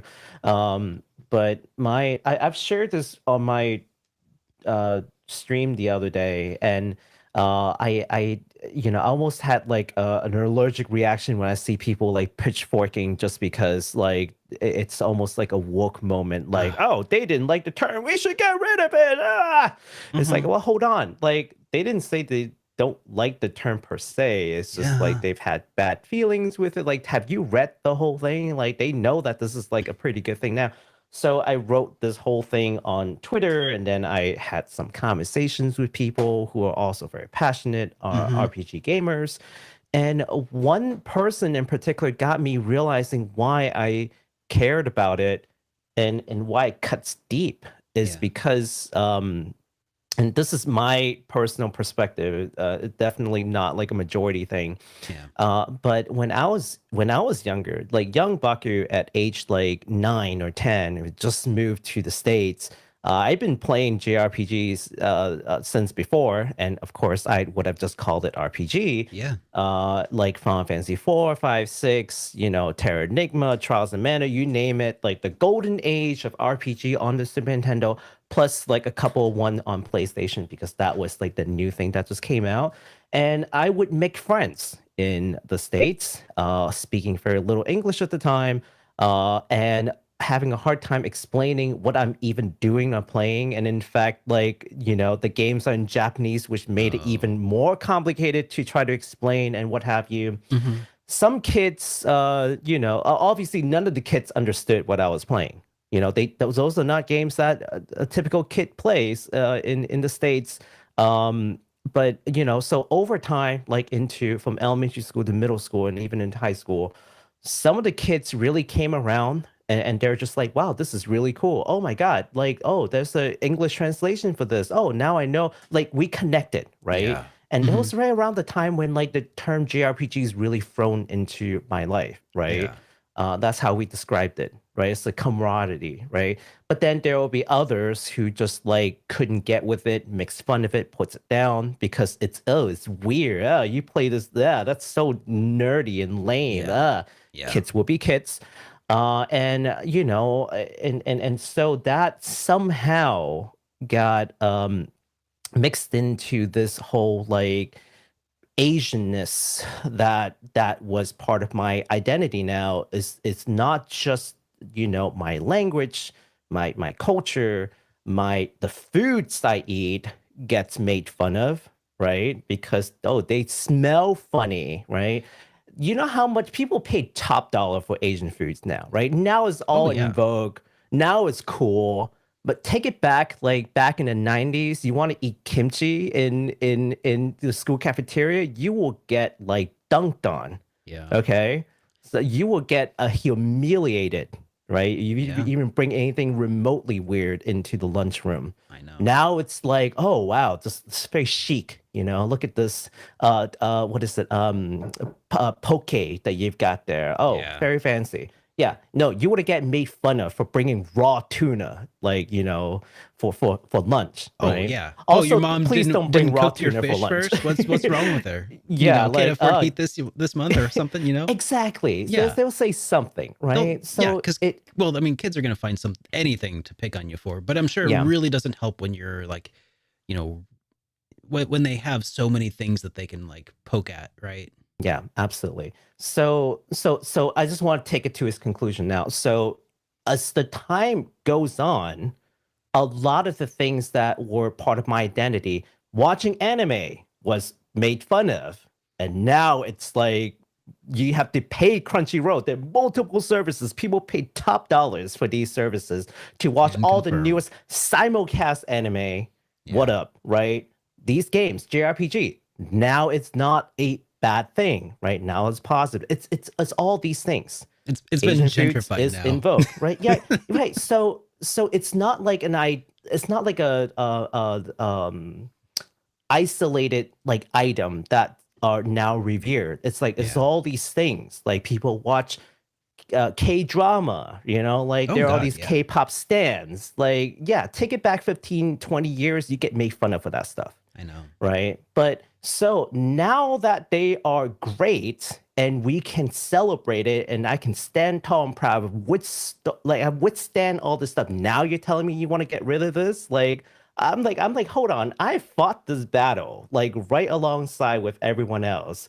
So I'm just like, okay, I'm not against changing it. Right. But if you're going to change it, it's not because you suddenly found this wokeness in you because of some developer said something in Japan.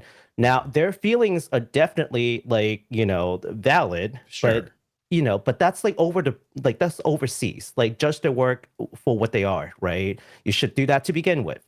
But if you're gonna talk about like, I want to do this because it's like somehow the right thing to do, like I'm not necessarily convinced you understand like the nuance of this, right? Not you, but I mean like some of these people Yeah. that I'm seeing.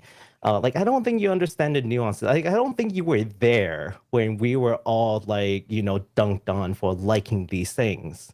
And now you want to just take it away and just like, well, nope, sorry, we're gonna do something else now. It's like, who died and made you king? Like, but I'm with you. Like the whole thing about JRPG or in fact RPG in general is not even a good description to begin with. So if you want to change it because there are better ways to describe this, absolutely. Yeah. But you want to say you want to change it because it's a social thing, then no. Yeah. No to that. Yeah. That's kind of my thought as well, and I feel like that's a big reason why a lot of those people that when I put out that video came looking for a fight. A lot of people were entrenched, that's like, it's time for a Twitter war. Let's dig our trenches. And then, let's all dig our heels in. Let's close our ears and prepare to resist the influence. Right. But that's, but the weird thing is like when I would talk in the comments, I would talk to everybody because I wanted to try to start the actual discussion for my own personal selfish reasons of wanting a nomenclature that actually functions. And as soon as I phrased it in that way, people are like, oh yeah, that kind of makes a little bit of sense, No, it makes a lot of sense. And just one last thing before I move on, I just want to reiterate that what part of the sentiment from Yoshi P saying basically there was a definition of what a JRPG was versus a Western RPG. It's kind of like Final Fantasy VII. It has this type of graphics, this length of story, and is compartmentalizing what we were creating into this JRPG box. See, that's the thing that I've always said. It's so wrong about how we look at it, right? Yeah. It's like it has to be turn-based. It has to be this thing. It has to be this thing, or else it is not a JRPG. It's like, yeah, but they have been evolving, right? Yeah. I mean, the JRPGs we have today, like, what you're gonna tell me? Tales of Rise is not a JRPG. You're gonna tell me Xenoblade is not a JRPG? Well, of course they are, right? But Yeah. how different are they from like Final Fantasy 1, Final Fantasy 2? like Pretty East different. 1 and 2. Yeah, Mhm. pretty darn different, right? So what is it then, right? Well, you have to accept that they evolve over time. Oh yeah. And that's how you get away from the compartmentalizing. Like you have to accept that this thing It's a lot is like an broader art. than Yeah, just a handful of mechanics, right? right. And unless you are willing to accept that, you are doing the compartmentalizing that they're talking about, that you're just Putting it in stuffing a them into box. this, right, like you're strangling them into this creative chokehold where like Exactly. you have to do this or else. It's like, well, no, they should just make the best game they feel Yeah. would bring the most joy and value to people who play it and tells the story, right? I think that's a So, big part of what Yoshi P was trying to say basically is, you know, during this interview in particular, is probably just don't expect a JRPG out. Don't expect your definition of a JRPG out of Final Fantasy 16, because that's not what he's aiming for, right? yeah, he just So- wants to make an RPG. There, just kind of tie a nice little bow on it at the end there. Basically, right? Yeah, so there you go. That's the whole thing. So again, please definitely watch the original video, and also be sure to watch Mr. Derek's video that came out today on that topic, and be sure to comment and upvote yourself and join the discussion. Dig those trenches. Yes. So next we have a little bit of additional news from Square Enix. This one, Lots of Square Enix news. this one is a little less spicy. You know, I was a little excited when I first saw it. I would disagree. I think this is pretty darn spicy. Do you? All right. Oh all right. yeah, let's talk about it. All right. Well, Square Enix president Matsuda may be replaced in June of 2023. Mm-hmm. That's right, Mr. NFTs himself. It's the NFT. Yeah. The current Square Enix president and representative director, Yosuke Matsuda, will be replaced by Takashi Kiryu. Kiryu? Takashi Kiryu. Yeah. Mhm. Okay, sorry, I said Kiryu and I was like, that's Yakuza. Hang on. Kiryu's a common last name. Oh, okay. Yes. He is a board member at Square Enix and former chief strategy officer, or CSO, for Square Enix Holdings, as well as chairman of the Square Enix China. Dude, the man is only 47 years old. Just Dude, wow. That's quite a resume. Quite some achievement for a 47-year-old. But yeah. Yeah, and before that, he was general manager of Dentsu Innovation Initiative, an R&D organization focused on scouring of new and disruptive technologies, including stuff like, you know, blockchain and Web 3.0. Yep.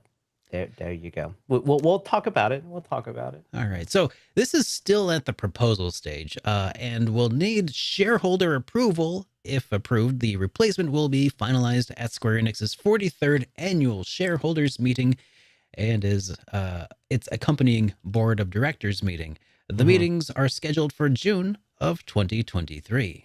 Yes. So, which is why we said that he may be replaced. I mean, And if it happens, it will happen at, you know, such and such a date, but it's still up in the air. It's up in the air, but we're pretty sure he's gone by June, based on just the politics and the way things are going. Do you want to unpack that? What's the way things are going? What do you mean by that? I mean to say that the very fact that they even brought this up means that it's pretty much in the bag, and everything else is probably just formality and maybe some legality issue. Like, oh, we have to have a shareholder meeting. Yeah, there's got to be a vote to but they actually wouldn't. do it, right? They wouldn't bring this up to embarrass the man if they don't have a strong feeling that it's going to pass through. Oh, they that probably like, does work a little bit differently in Japan than it does in the US, doesn't it? But nothing's absolute, right? But Sure. there's still a chance that it doesn't happen, right? So this is why we're very careful to say it may happen, and Sure. if it does happen, he will be replaced by Takashi Kiryu. So Now, you mentioned the way things are going at Square Enix. What do you mean by that? So they basically given a statement as to exactly why they wanted to change this. And in fact, it's the very first page of this memo that got sent out. Reason for the proposed change. I love the corporate language. And it's not because I am doing my MBA, but I just love how, like, the subtle, like, once you can read between the lines, the subtle shade is amazing. And it reads, under the rapid change of business environment surrounding the entertainment industry, the proposed change is intended to reshape the management team with the goal of adapting ever-evolving technological innovations and maximizing on the creativity of the company's group in order to deliver even greater entertainment to its customers around the world. Which basically, to me anyways, is saying that this man does not know what he's doing. We're going to bring in someone else who does. So it's a lot of shade that got thrown into that, like, business lingo.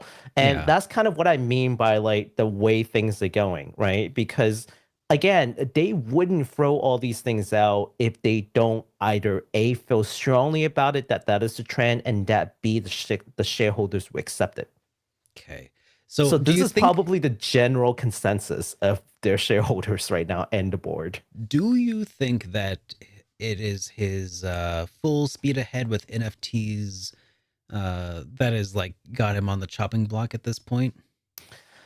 I think so. So I think that okay. So let's take it a step back first, right? Let me answer a question that a lot of people are probably thinking, which is, like,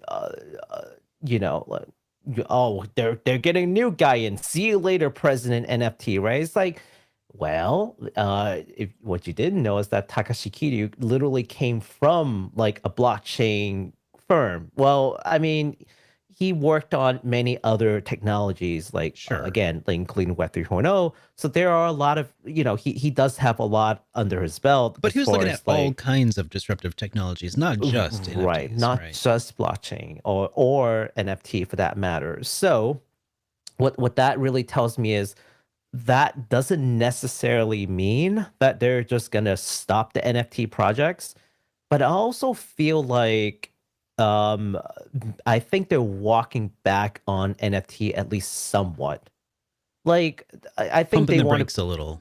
yeah, they're like, okay, yeah, NFT could be a thing we do, but we shouldn't dump like $500 million with like 5 different IPs to do NFT.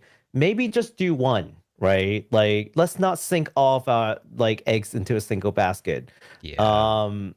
That's what it sounds like to me. So I don't think they're abandoning NFT.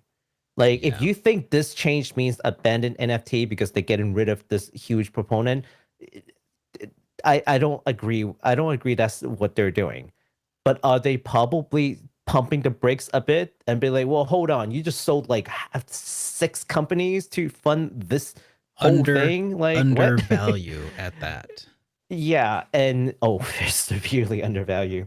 Yeah, they're probably pumping the brakes on it, especially with the, like, impending, like, probably a financial crisis coming, honestly. If US hits a recession, like, that's gonna trigger, like, a global, like, recession. Like, I don't know if people understand, like, what a US, like, recession means for the entire world that does business with us. It's not good. I'm just going to interject my own opinion and say, bro, the recession has been here for a couple of years. It's just been masked. But Yeah. the line continues to go up, but man, the hamster in the wheel is dead. I think we just haven't hit that, like, 2008 point, if that makes sense. Like, Oh massive no, stock yeah, crash, massive, that hasn't happened like, yet.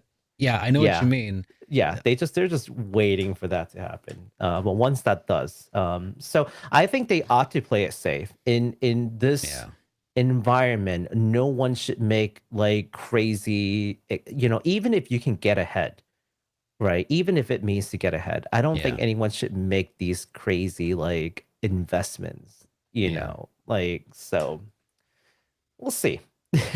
Yeah, this is too real. Let's move along. Yeah, we'll Oh, see. jeez. All right. So speaking of talking about presidents, let's talk about a different president. This time is the Nihon Falcon president, My lord and savior, Toshihiro Kondo. Yes. That's right. He's also getting. I'm just kidding. Mhm. Oh god. Oh god, wouldn't that be scary for a lot of people, Oh my right? god. No, it is just an interview with a Japanese outlet Gamer, and they briefly spoke about East 5, and I thought it was pretty interesting how he talked about it. It is not like a huge news like the other ones we talked about, but you know what?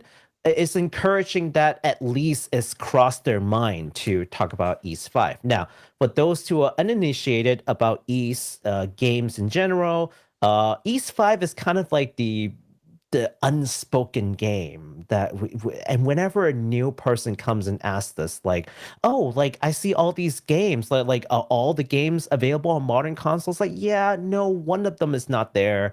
Or like if they go through and they're just like, oh, I am new to this series, how come I can't find East 5? You just go like, shh, we don't talk about East 5. What's wrong with it? No. So East 5 is the game that is the only game that's not available on any modern console. It's only available on PS2. It's only in Japanese. So it's never translated. Officially, anyways. Of course, there are fan translations and what have you. But so what that means is it's extremely hard to play the game, hence why we don't really spend a whole lot of time talking about it, just due to its availability, right? And so Gamer briefly asked Kondo about it, and here's what Kondo had to say, not in quote. He just said that, well, it is not currently available on modern console. And that through internal discussions, as in like they've talked about it in Falcom, they have concluded that if they ever do bring East 5 over, they would basically have to rework and revise the scenario. Like it couldn't be like a straight port. That's just no way. They'd have to basically remake the game. Why? So because it just doesn't work with the existing canon, I think. I think that's the problem. Okay. Yeah. So they're I mean I think East 5 also had like a different company involved, and it's kind of a mess. So East 5 is basically like the mother of all black sheep of this series then, huh? Yeah, basically. They need some kind of retcon, you know. So yeah, I mean what, they're gonna bring a PS2 games? Like they wouldn't do that. And the scenario again, just like it's got to fit with Celceta, and it's got to fit with E6, and it's got to fit with, like, the grand stories. They probably have to redo a lot of things, and maybe part of it is also to make sure that like the story sensibility makes sense and can attract like a modern audience too. Like if you're gonna spend all that money to do this thing, they are probably gonna try to redo it so that it works for, you know, the existing audience. Now I'm actually all for it. If they ever like give us an East 5 and there's a new game, I played the heck out of that. And you know what works for East though?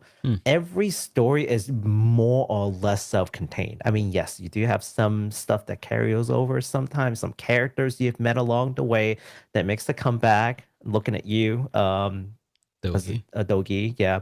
But you know, for the most part, they are pretty self-contained. And so if they want to remake 5, like it won't be as bad as if they want to say remake Trails in the Sky. Well, That's what I think. Yeah. yeah. Well, gosh, I hope they bring over. I hope they port Sky again at some point. I do too, but I doubt they will. I know. for the things that they have even talked about themselves, which is they want to finish Trails in the Sky before the staff retires, and they have a lot of stories left to tell. Yeah, man, that's it's too bad. Yeah, they should have Durante just do a port of the Evo versions of Sky over to Nintendo Switch and PC. That would be cool. And then we'll never get them because it's all tied up with Xseed or something right now, huh? Yeah, absolutely. It's not So, happening. Yeah. yep. They have to redo it. Mm, God. All Yeah. right. Well, hey, let's go ahead and move along to a little bit of some different news here. Mhm. Coming from Capcom's Spotlight, Capcom have announced, the Spotlight that's going to appear on March 9th of 2023 at at 2:30 p.m.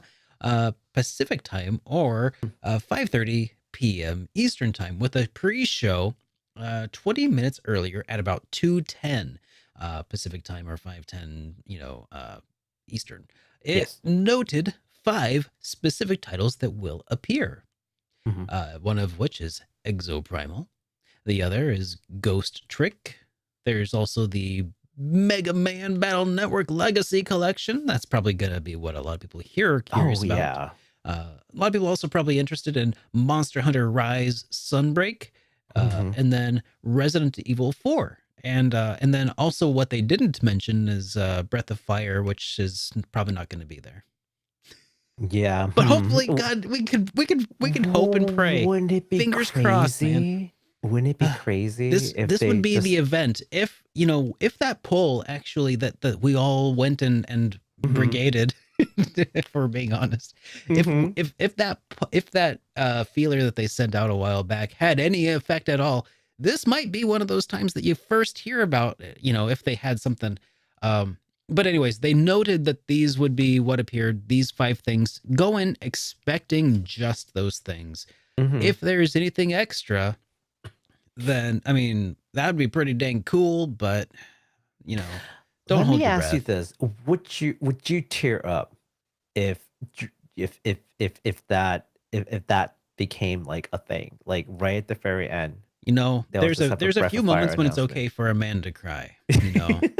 When your parents die, when your kid dies, when your spouse dies, and when Capcom reannounces Breath of Fire. Breath of- I'm just kidding. It's okay to cry all the time. I cry all the time. It's fine. Oh boy, yeah.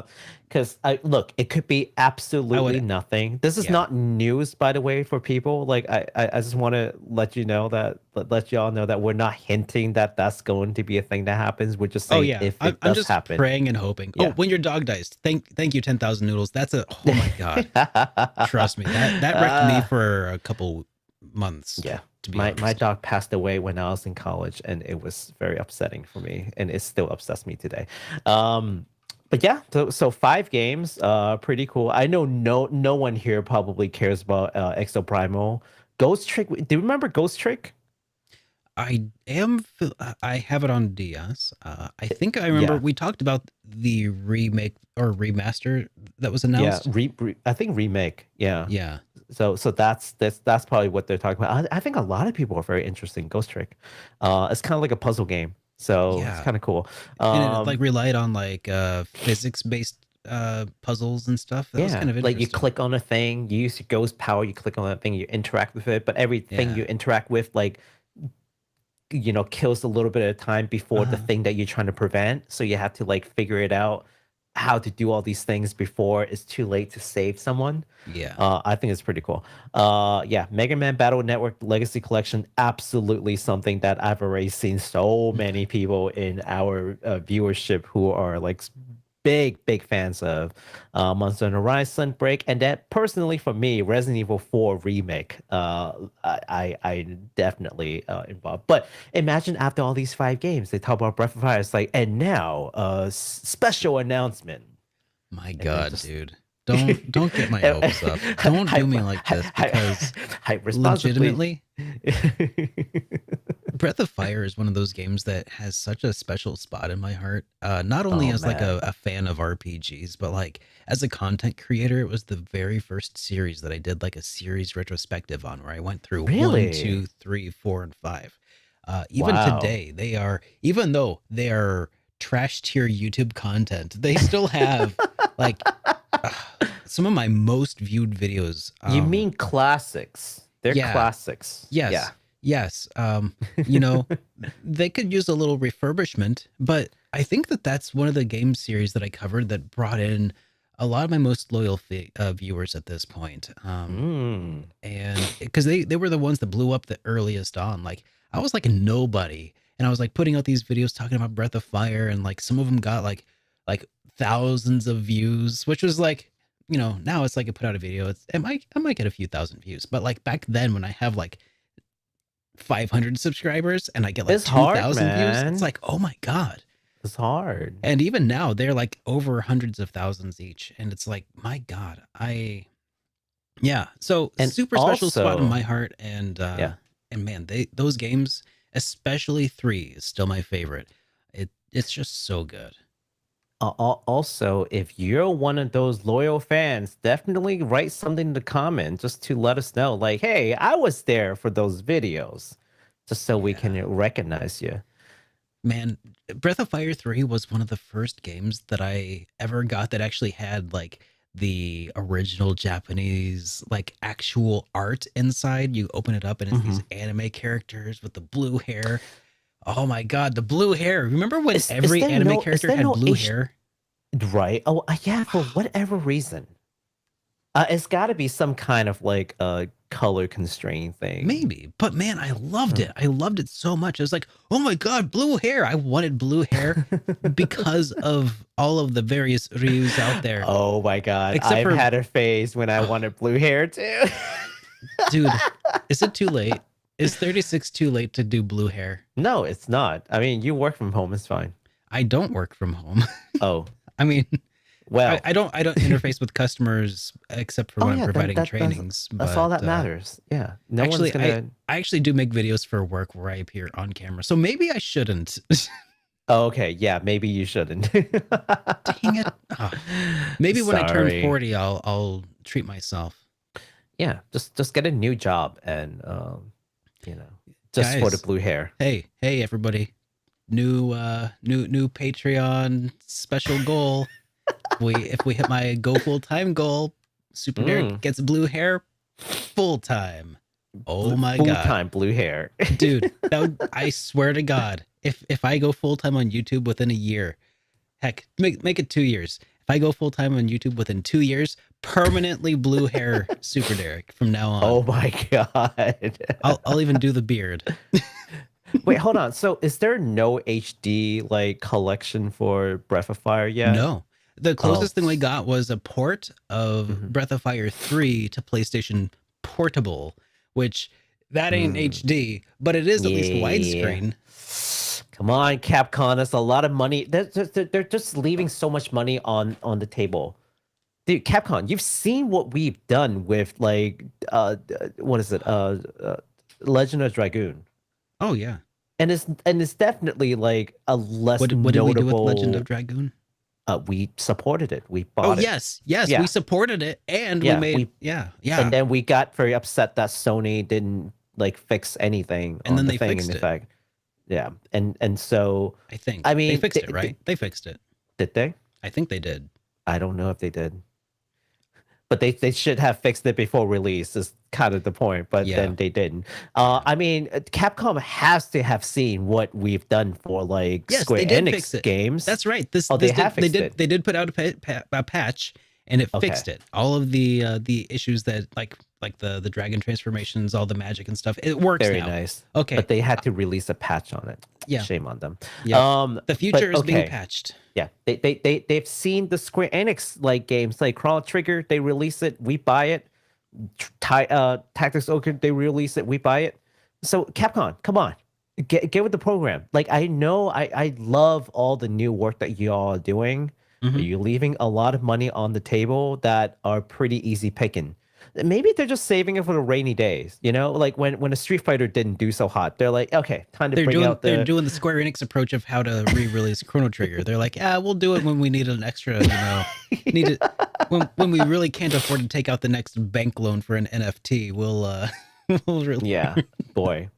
Oh god, could you and- imagine Square Enix NFTs of Chrono Trigger? Oh no. I know it would suck so bad, but I would probably actually buy one. But you know what? I feel like that's the point. That's the point of no return. I feel like once they touch that, it is such a. And here's the reason why I think Chrono Trigger is just a cut above Final Fantasy VII in all of our hearts. Yeah. They have NFT for FF7, kind of like with those figures. That was you're right. They That did. was a they cherry did. they already popped. Yeah, they did. basically, to borrow a very crude phrase. Yeah, but if they That's had if they'd wow. done that with Chrono Trigger, I No, don't think we would have the same wow. reaction. That's Honestly, you're it right. would be That is way more violent. wow. Like, They were faster to desecrate the corpse of Final Fantasy VII than Chrono Trigger. it's true though. It's true. Yeah, and That but blows my here's the mind. here's the other thing. Like, just before anyone thinks like Capcom must be doing pretty bad, I think if anything, the Oh, they're truth doing is the great. opposite. They're doing amazing as a company. They're Yeah. making record sales with Monster Hunter and Resident Evil, like and Street Fighter. Like, they're doing Yeah. fantastic. You know, They know I used exactly what their to fans want, and they're I giving used it to to them. begrudge Monster Hunter's success a little bit because I'm like, Mm-hmm. oh man, now they're just gonna make nothing but Monster Hunter games, you know. Right. Which you and I, we don't really love them. We don't hate them, but Yeah. it's just not Mhm. for us. Yeah. But now it's like, hey, if Capcom's like doing all right and they're thinking about branching out now, I'm like, go, Yes. Monster Hunter, go. Yeah, Go! fun Yeah! out Breath of Fire. Monster Hunter, don't get mad at Monster Hunter. Monster Hunter is gonna give them the cash flow Yes, to that they fun need to things export. like Breath of Fire. Exactly. Part of me Yeah. I wish that part of me wishes that they would like go back and make Breath of Fire, and then that would be, you know, what drives the company forward. But I know better at this point. RPGs are niche. We are existing as the hobbies of you know of Japanese dudes from 20 years ago. Look, yeah. Mega Man Battle Network Legacy Collection is all. I mean, they're bringing it here. So, look, there's hope. There's definitely hope. Yeah, If they're willing to bring that, dude. Breath would of Fire be- is not off the. It's not as far fetched as we would imagine. Let's just say that. My God. I hope you're All right. right. But don't get my hopes up like that. Hype man. responsibly. Yeah. Oh yeah. I don't have my Hype Responsibly shirt on, but I do have my HitPoint shirt on, which I can tell you is still available for anybody who would like a HitPoint shirt to show how much you love our podcast. You can get it at shop.superdarkrpgs.com. It's super And, comfy. Oh my It's God. so comfy. I love the shirt. It's so comfortable. This ain't Gildan brand, guys. It's like, it's not American Apparel, but it's pretty close. It's nice. Yeah. All right. Shall we move on to, speaking of buying things, should we move on to the final section of merch drops? Yeah, sure. Oh, you're talking. I'm sorry. I was posing for the camera. Merch drops. Yeah, we can totally talk where about did merch. Derek go? Yeah. Okay. You want to switch merch. over to my camera? Well, I mean, not okay. My Yeah, your screen. real quick. Sure. Yeah. What is that? Is that Oh. from oh my gosh. What do you think What do you think this is? What do you think I'm about to tell you? Pins? Based on wait, this, what's the color? Oh, is this a kink shop?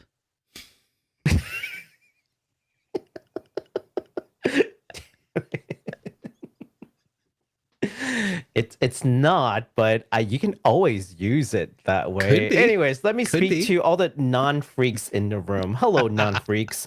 I've been to freak parties. They're crazy. Actually, Paw Sonify, which is a super cute name. I didn't even know that they exist, but they are a company that sells like pets related items that ties into like, these like different animes and games, and they're official licensed items too. So if you're a Persona fan and you're also a pet lover, you can get yourself a Fandom Thieves collar, as you can see here with this pupper. Oh my gosh, that is And this pupper. adorable. And this cat, which the cat totally hates. Oh my God, the cat is into it. The cat's like, I will kill you later. That is exactly the look. That cat is about to murder that cameraman. Can you zoom in a little bit? I need to see this a little better. That cat is doing the dramatic gopher, that ba, ba, ba. I am displeased. Human, you are lucky I allow you to live. You have 2 seconds to get this off me. But let's go to the pupper who doesn't seem to mind. Wow, what a gorgeous pup. Yeah. That was a beautiful dog. Oh my God. But yeah, so you can get if you're a Persona fan, like you could get these like leashes and whatnot, and then you can buy these individual charms and they'll engrave it for free. So and by for free I mean it's already tagged onto the price tag, I'm sure. Okay, yeah. Yeah. So but basically you can get these engraved with your dog's name. So Oh, you know, sorry. oh, cat. The cat? Yes. The cat? Yes. It's saying yes. it's saying to itself right now, your death will be swift and you will never see it coming. Oh no. I hate every part of that. But yeah, so this is pretty cool. Also, you get 10% on your next order, apparently. So there you go. Yeah. So check Oh my God, that that's out. so cool. Yeah, no, I saw that today and I was like, oh, I have to tell you guys about it. Because I know that we've got some pet lovers here and we've also got some I'm Persona one. fans. So if you happen to be both. Yeah, I'm Yeah. thinking like I got a couple of dogs who might need some collars, you know. And I mean, one of them is named Turbo. I named him after the dog from Terra Enigma. So Yeah. I wouldn't put this past me. In that case, I will leave that link in the description so that you can go and browse along and see if that's something that you want to do. Now, for the last set of merch drops, I bring your attention to the new Papa Parade figure for, get this, her name is now Seraphina. I think we've talked about this before, right? So Legend of Mana had the male and female, like, protagonists that you can pick, but they're, like, nameless, right? Sure. But because of the anime, which is Legend of Mana, the Teardrop Crystal, they gave her a name because she's like a different character. They can't just call her like a protagonist and call the other one the protagonist. So Seraphina, if you are a fan of the Legend of Mana series and you've always wanted a Legend of Mana figure, because those were not a thing back then, this is probably your one and only chance. I'll be very honest with you. I don't think they'll ever make another figure for Legend of Mana. Like, it just doesn't have that kind of staying power. And also the price tag is reasonable. It's like $36, non-including shipping. Shipping's like maybe like another $8 or so. So yeah, but the quality is really good, just believe me. So yeah, so if you're a fan, definitely check that out. Of course, I'll be remiss if I don't show you the male protagonist, whose name is now Shiro. So yeah, so here's the character in all of his glory, and then we have the female protag. Yeah, so definitely check that out. Yeah. Now, if you want to get both of them and maybe potentially have actually October 2023, yeah, and potentially have them both shipped to you at the same time, you could try to go to Ami, which is another shop that I recommend. Big Bad Toys has it. I think Crunchyroll Store has it. Tokyo Otaku Mill has it. So what is whatever poison tickles your fancy, there are multiple ways to get these figures. So if you are interested and you're just not sure where to get these things, happy to help. Just reach out in the comments and I will let you know what I think makes sense for your particular area.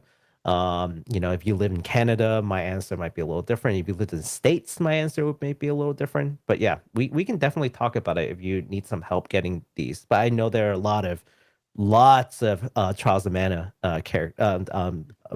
Legend of Mana fans out there. So just want to throw that out there. You know, while we're still on the topic of merch, I wanted to throw out a thank you to you, Baku, for showing me that there would be a Valimar gunpowder that I could acquire. You got it, right? I did. I ordered my own Valimar. It's a what do they call it? It's not a Figma figure, but it is. It's a Modoroid. Modoroid. Yeah, Yeah. it's like Moderoid. Yeah. It's like I've heard of like an Android, but not a Moderoid. But I'm guessing it's a new line of things that they worked on since I think like 4 years ago. So it's kind of different. 4 But years ago. I asked around on Twitter, and some people were able to help me find a location where I was able to still acquire it. So it is shipping from elsewhere, from Tokyo Otaku Mode. So that is being delivered at some point, I hope. It's going to take a few weeks, but ended up spending like close to $100. But my hope is that maybe I'll do a live stream of doing some assembly, maybe some Ooh. I mean, it's not just assembly because I mean you will have to clip stuff out and put it together, but I'm thinking about also doing a little bit of a paint job to it to maybe make it. Oh, okay. I'm thinking battle worn Valimar. Oh. Some with a little bit of battle damage would be pretty dang sweet. So You gonna take a Dremel tool at it and just like, kind of fire a little bit and then paint well, some I'm like thinking rust on more it? like with the paint side specifically, rather than doing any okay. physical changes. I feel like Okay. it would hurt my soul a little bit too much if I messed up and really damaged him. So Man, okay, so I used to do this with like, and this is why I don't build like Gundam models anymore because I get way Yeah. too involved. I can't just like piece it together and put some stickers and call it a day. Like I'm just going the whole night. But there are some videos where people show you like how to like just do like minor physical damages on it and then paint over the rust. It just looks so Nice. good. I'm not saying that's what you should do because Send it me really some of does your- hurt. send me some Yeah. of your recommendations. I've recently been watching a lot of another dude who is Studson Studio. He does a little bit with Gundam, Gunpla, but really what he does is a lot of like figures, or not figures, but some figures, but models of like locations and buildings and stuff. And Oh, that's cool. and he does it all with garbage. It is Garbage? wild. Yeah, Studson Studio is such a cool dude. Anyways, he's inspired me actually to take on a project of my own, which is to Can actually you do. talk about it? I'm taking this Nerf gun. Here, I'll switch to this scene here. So I'm taking this Nerf gun right now, and I'm turning this into Olivier's gun, which I feel like this is a pretty good like base for the change. But it's got a lot of work to be done to it, but it's a good bones. Oh, that's what you were doing the other day. On Twitch. Yeah, I was doing a Yeah, little bit of I was tracing. like, watching you. I was like, what are you doing? I was You're, doing like, a little making bit props. I was Like, doing a what? little bit of tracing so that I could make some 3D models that I could then print out on a 3D printer for some of like the really bespoke stuff. But I'm also going to be working on making I'm going to be like kit bashing this thing into a more like closer to reality, like orbital gun from Olivier, which Makes man, sense. it's going to be a lot of fun. Yeah, and I think I'm going to make a video about it. I don't know if it's going to be able to fall under Trails Month though, or Kiseki Month. I'm hoping, but we'll see. Yeah. Yes, allergies still hitting me. I'm so sorry. I know it's gross. I feel gross. Oh, don't worry about it, Baku, man. Like I just feel bad for you, dude, that you're having to be in front of 147 people with allergies. There were more people earlier. Baku, I really appreciate you, dude, for putting yourself out there like that. It's all good. I appreciate all the people who came by to see us tonight, man. Give Baku a like, everybody, for being a better man than I would be. I would have called off. I couldn't, man. There were just too many things we had to talk about. We had to talk about JRPG. I know, man. Jeez. All right. So I think that covers it for merch drops for now, right? Yes, that covers basically all the content that we have for today. So we're ready for that. We're ready for the piece. God. And wow, have we got a few things to talk about here. We got I saw a discussion. couple that flew in. So Quite a few. As we normally do, we have not been ignoring super chats as they've been rolling in, everybody, but we try to save them for the end so we can have one big kind of way to thank y'all. So Bring Back Fluffy Dogs says that they appreciated that intro a lot. Specifically, I saw that roll in about the time that I said JRPG. Thank you for that. Yeah, thank you so much, Bring Back Fluffy Dogs. Much appreciated. Good to see you again. We got Still Alive, who says, food for thought. Are the Etrian Odyssey games considered JRPGs or Western RPGs? Because they are Western style RPGs that are developed in Japan.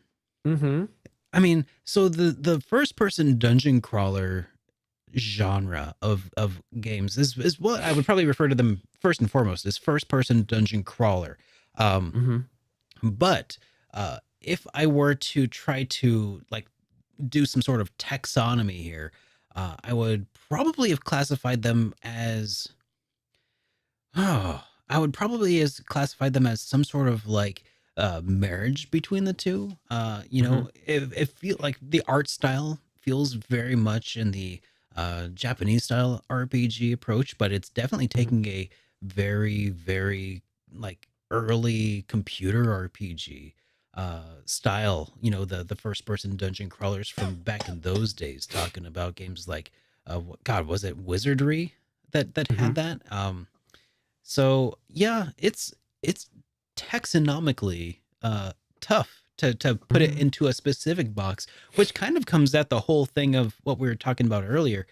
Don't put games in boxes, you know? I mean, try your like at best, try to describe games using the RPG genres that we have available, but don't try to like stuff them in, you know? Yeah. If that makes sense. So it's not an either or, it's a and this and that, you know. It's a cafeteria, you know. It's a all you can eat buffet of different styles, mix and match and make them your own. And in this case, I think that's probably the best approach for trying to classify Etrian Odyssey. Is it's a lot of different stuff, you know. I don't know, what do you Yeah. think, Baku?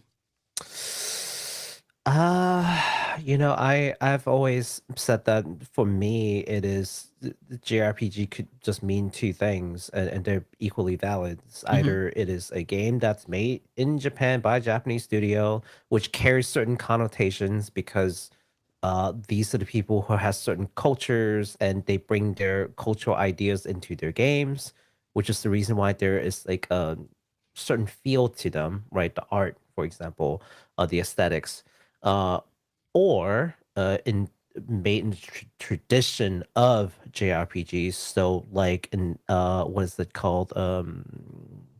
What is that game that we like absolutely like a chained echo? Oh Yeah, God, I yeah. keep going back to Chained Echo just because like bright and early in their Steam Oh yeah, in their own Steam page, they're like, oh, this is a JRPG. yeah. Well, but it's not a Japan studio, it's not made by a Japanese person. Yeah, well, still in JRPG. Like, Yeah. sure, go for it. Yeah. I'm pretty lucid, like I'm pretty loose with the term. Like, so I feel like, hey, if you feel like this could qualify as a JRPG, go for it. You know, And while and we're on that the topic of yeah. like of genres and this whole navel gazing exercise, let Mhm. me just throw out there that at the end of the day, it's all about communication, right? Mhm. Like it doesn't really like sure there might be some sort of educational approach, some sort of academic approach to like classifying RPGs Mhm. down the line. But we're not doing that. Nobody is. Nobody Mhm. really is seriously like trying to taxonomically come up with a binomial nomenclature for each type of you know video game out there. But what Mhm. we are trying to do is just talk to one another and quickly convey ideas of what to expect when talking about games. That's what genres are. It's just Mhm. shorthand. And shorthand by definition is going to leave out a lot of nuance because it's Mhm. shorthand, not longhand. Yeah. You know, so yeah, just as long as it's efficient, that's what it's all about. That's the name of the game, is just Yeah. being as efficient with your words to convey complex ideas as quickly as possible. You know, don't Yeah. don't feel like you got to stuff RPGs in a That's a box. very elegant way to put it. I Oh, don't think I could have worded it better. oh, thank you very Um, much. yeah, I'd say like so you know how like we classified like animals, right? Yeah. Like we have like kingdom and phylum, species and whatnot. And so a lot of people would be like, well, what's this species? What is that species? You know, honestly, nature does not like to be that clear cut, Oh like how no. people want it to be. Same thing with these kind of like artistic endeavors, like Oh, for music. sure. Yeah, you can call that like what, like acid rock, or like you can come up all these terms to describe it. But you know, the more specific you get, the less useful they are, because that might just apply to like two songs, It's true. right? It's like, is that useful? But it's too broad that it's just like, oh, it's just blues. What Yeah. kind? Like maybe I like specific ones, right? Then it might not be as useful. I only like So J blues. yeah, J blues. I mean, J pop is a thing, right? Yeah. So, um, but I think that's the thing, is too broad is useless, too narrow is useless, Yeah. right? It's all about finding that happy medium. to communicate with people, like you said, right? So to go along with what you're saying, that's what it is. So yeah. From Matthew Phillips, we got another one here. It says, speaking of Square Enix, Chrono Break when? God, Chrono Break. By the way, quick. Okay, so quick. I don't mean to do the actually, but I actually want to do just a quick reminder that the trademark that Square Enix had registered for Chrono Break was spelt BRAKE, not BREAK. A lot of people thought it was BREAK, but no, it's Chrono Break, like your brakes on a car. No. Which is especially weird, isn't it? But they realized it and then they backed off on it. Maybe that's why it went under. I don't know. Maybe they're working on the BREAK trademark to open up at some point. But, or this is the first NFT game that they're going to push out. Oh my God, Baku! Don't make me throw you off a cliff. Okay, so get this right. Get this, okay? Get this. This is going to be an adventure that spans the ages from like 10,000 BCE to like the future, right? And every single day within those years are NFTs, and you can own your own very special day. And oh my God, don't give them ideas.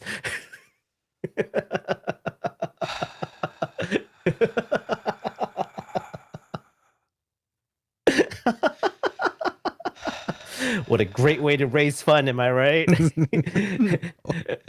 Baku, I can't believe you. God, I do hope that, gosh, at this point, actually, what do you think? Do you hope that Square Enix revises or revitalizes the Chrono series, or do you hope they stay away for now? I hope that they would go back to it when they're ready. Don't force it. Yeah. It's just like you already know how I feel about Chrono Cross, which is not favorable. And part of it is because I feel like they didn't know what exactly they wanted to do. They kind of want to make a new game, but also they want to connect to the old game. So, and in the end, they made this mismatch thing that it works if you believe it works, but it truly doesn't. I'll tell you what, and if they can reassemble the Dream Team, I'll be on board. Oh, okay. If they can reassemble the Dream Team, all of it,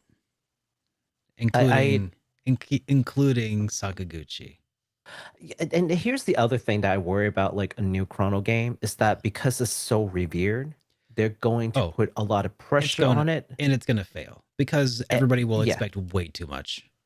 Well, that, and I feel like they probably won't take any real risk. They'll just end up playing really safe, and then because of that, it would be a little lackluster, and it's just a lot of things that can go wrong. So I don't know. It could be really tough, but my God, if they could somehow pull it off, man, that'd be pretty rad. Sakaguchi's never going back to Square, by the way. Oh, I'm sure. So that's to say that is not gonna happen. Yeah, I agree. Probably never gonna happen, but you know. Yep. we got a message here from Bring Back Flippy Dogs again, who says brain replacement fund initiated. Love you both. Well, thank you so much. Because I was talking about how my brain don't work good. And they left another one here for Baku. It's your tissue fund. I read that. And I chuckled. I'm like, yep, speaking of tissue, I need to go grab some, right? Thank you so much for that. And Flippy Dogs actually left a few here. So here's another. They say Square doesn't want their Final Fantasy franchise to be held to the strict fan expectations. I can imagine that they are so tired of us all whining for the return to turn-based combat. Yes. Okay. So let me say this, right? Like someone pointed this out and it was like partially correct, but partially not. But that's just to tell you, even just the nuance of battle system can get complicated. Someone said, newsflash, Final Fantasy hasn't been turn-based since Final Fantasy 4, which 10. Yeah, so that's why I was like, it's technically right, but technically wrong. But also, like, there's some nuance to it. It's like you've gone from true turn-based to time activation menu battles, right? In terms of like in turns. Yeah. So it's not like true turn based where like you are literally taking a turn and no one else can do anything unless that turn is taken. Right. But it kind of goes into spectrum of like true turn based to true like real time action. Yeah. It's not just like one or the other, right? It's a little bit more nuanced than that. But there are a lot of people who are like, oh, we need to go back to turn based. I'm like, so you want to go back to like Final Fantasy 2? Is that what you want? 10. Because that's or Final Fantasy 10. I mean, but most of Final Fantasy aren't even that. Oh, I know. Right. So, you know, like if you want like most of Final Fantasy is active time, right? Like there are more games that active time than are not, right? Yeah. So if you want, if you're saying like what is traditional Final Fantasy, then you go with the one with the most amount of like battle system that's based on it. That's active time bar. Yeah. Some variation thereof, right? So that's what you want. So no, not exactly. No, it could be 10. But then we also have action RPG. We have action RPG like Final Fantasy 15, right? So I don't know, man. It's just Final Fantasy 12, whatever the heck you want to call that. Yeah. You know what? Right. Let me just say, thank God we have Dragon Quest to hold us down, because Always turn based Yeah. every time. It's, you know, the more Final Fantasy changes, the more Dragon Quest stays the same, and it's nice to have that comfort food to return to, you know.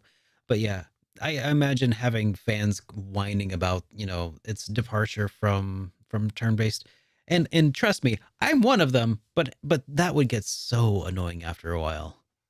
I can totally feel that. Yeah. All right, we got another one here from Fluffy Dogs that says, I would buy you both a copy of 1 through 4 if Capcom pulls that out of their hat. Oh, talking about Breath of Fire. Yeah, man. Oh my! Thank you so much for that. Dude, that would be. I hope they do. That would be. We'll hold you to it if they ever do release Yeah. some kind of collection. Yeah, if they I'm announce it, we'll certainly come hoping shake they you are. down. I'm hoping they will do it regardless of regardless of you actually get us anything. I just hope that they will allow more ways to play games that Yeah, that's the ultimate no longer goal. accessible. That's all it is. Honestly, if they did nothing but make them available with widescreen support, I would be very pleased. Like, Yeah. don't touch them otherwise. They really don't need it. Just widescreen, call it good. Yeah, please. And I you mean don't- by that, like, fill in the sides. Don't just don't. like stretch it out. Oh yeah, they don't even need to do much to it. It's just what bothers me so much. It's like we're asking for the bare minimum. I know. As long as it plays well and doesn't glitch up, and you fill out the space and it's HD, I think that's pretty good already. I Like- mean, you can certainly do more, but Yeah. Like, and when we all say you need to HD, do. when we say HD, I mean, put it on a console that puts out, 720p or higher. Legitimately, I don't care if it's like 4K or I don't want the graphics to be upscaled. I don't want them doing that like filter where it smushes everything together and like makes everything diagonals or whatever. I don't want the 2x size stuff. Just give me that like just regular old pixels. Pure pixels, man. Yeah, pure pixels.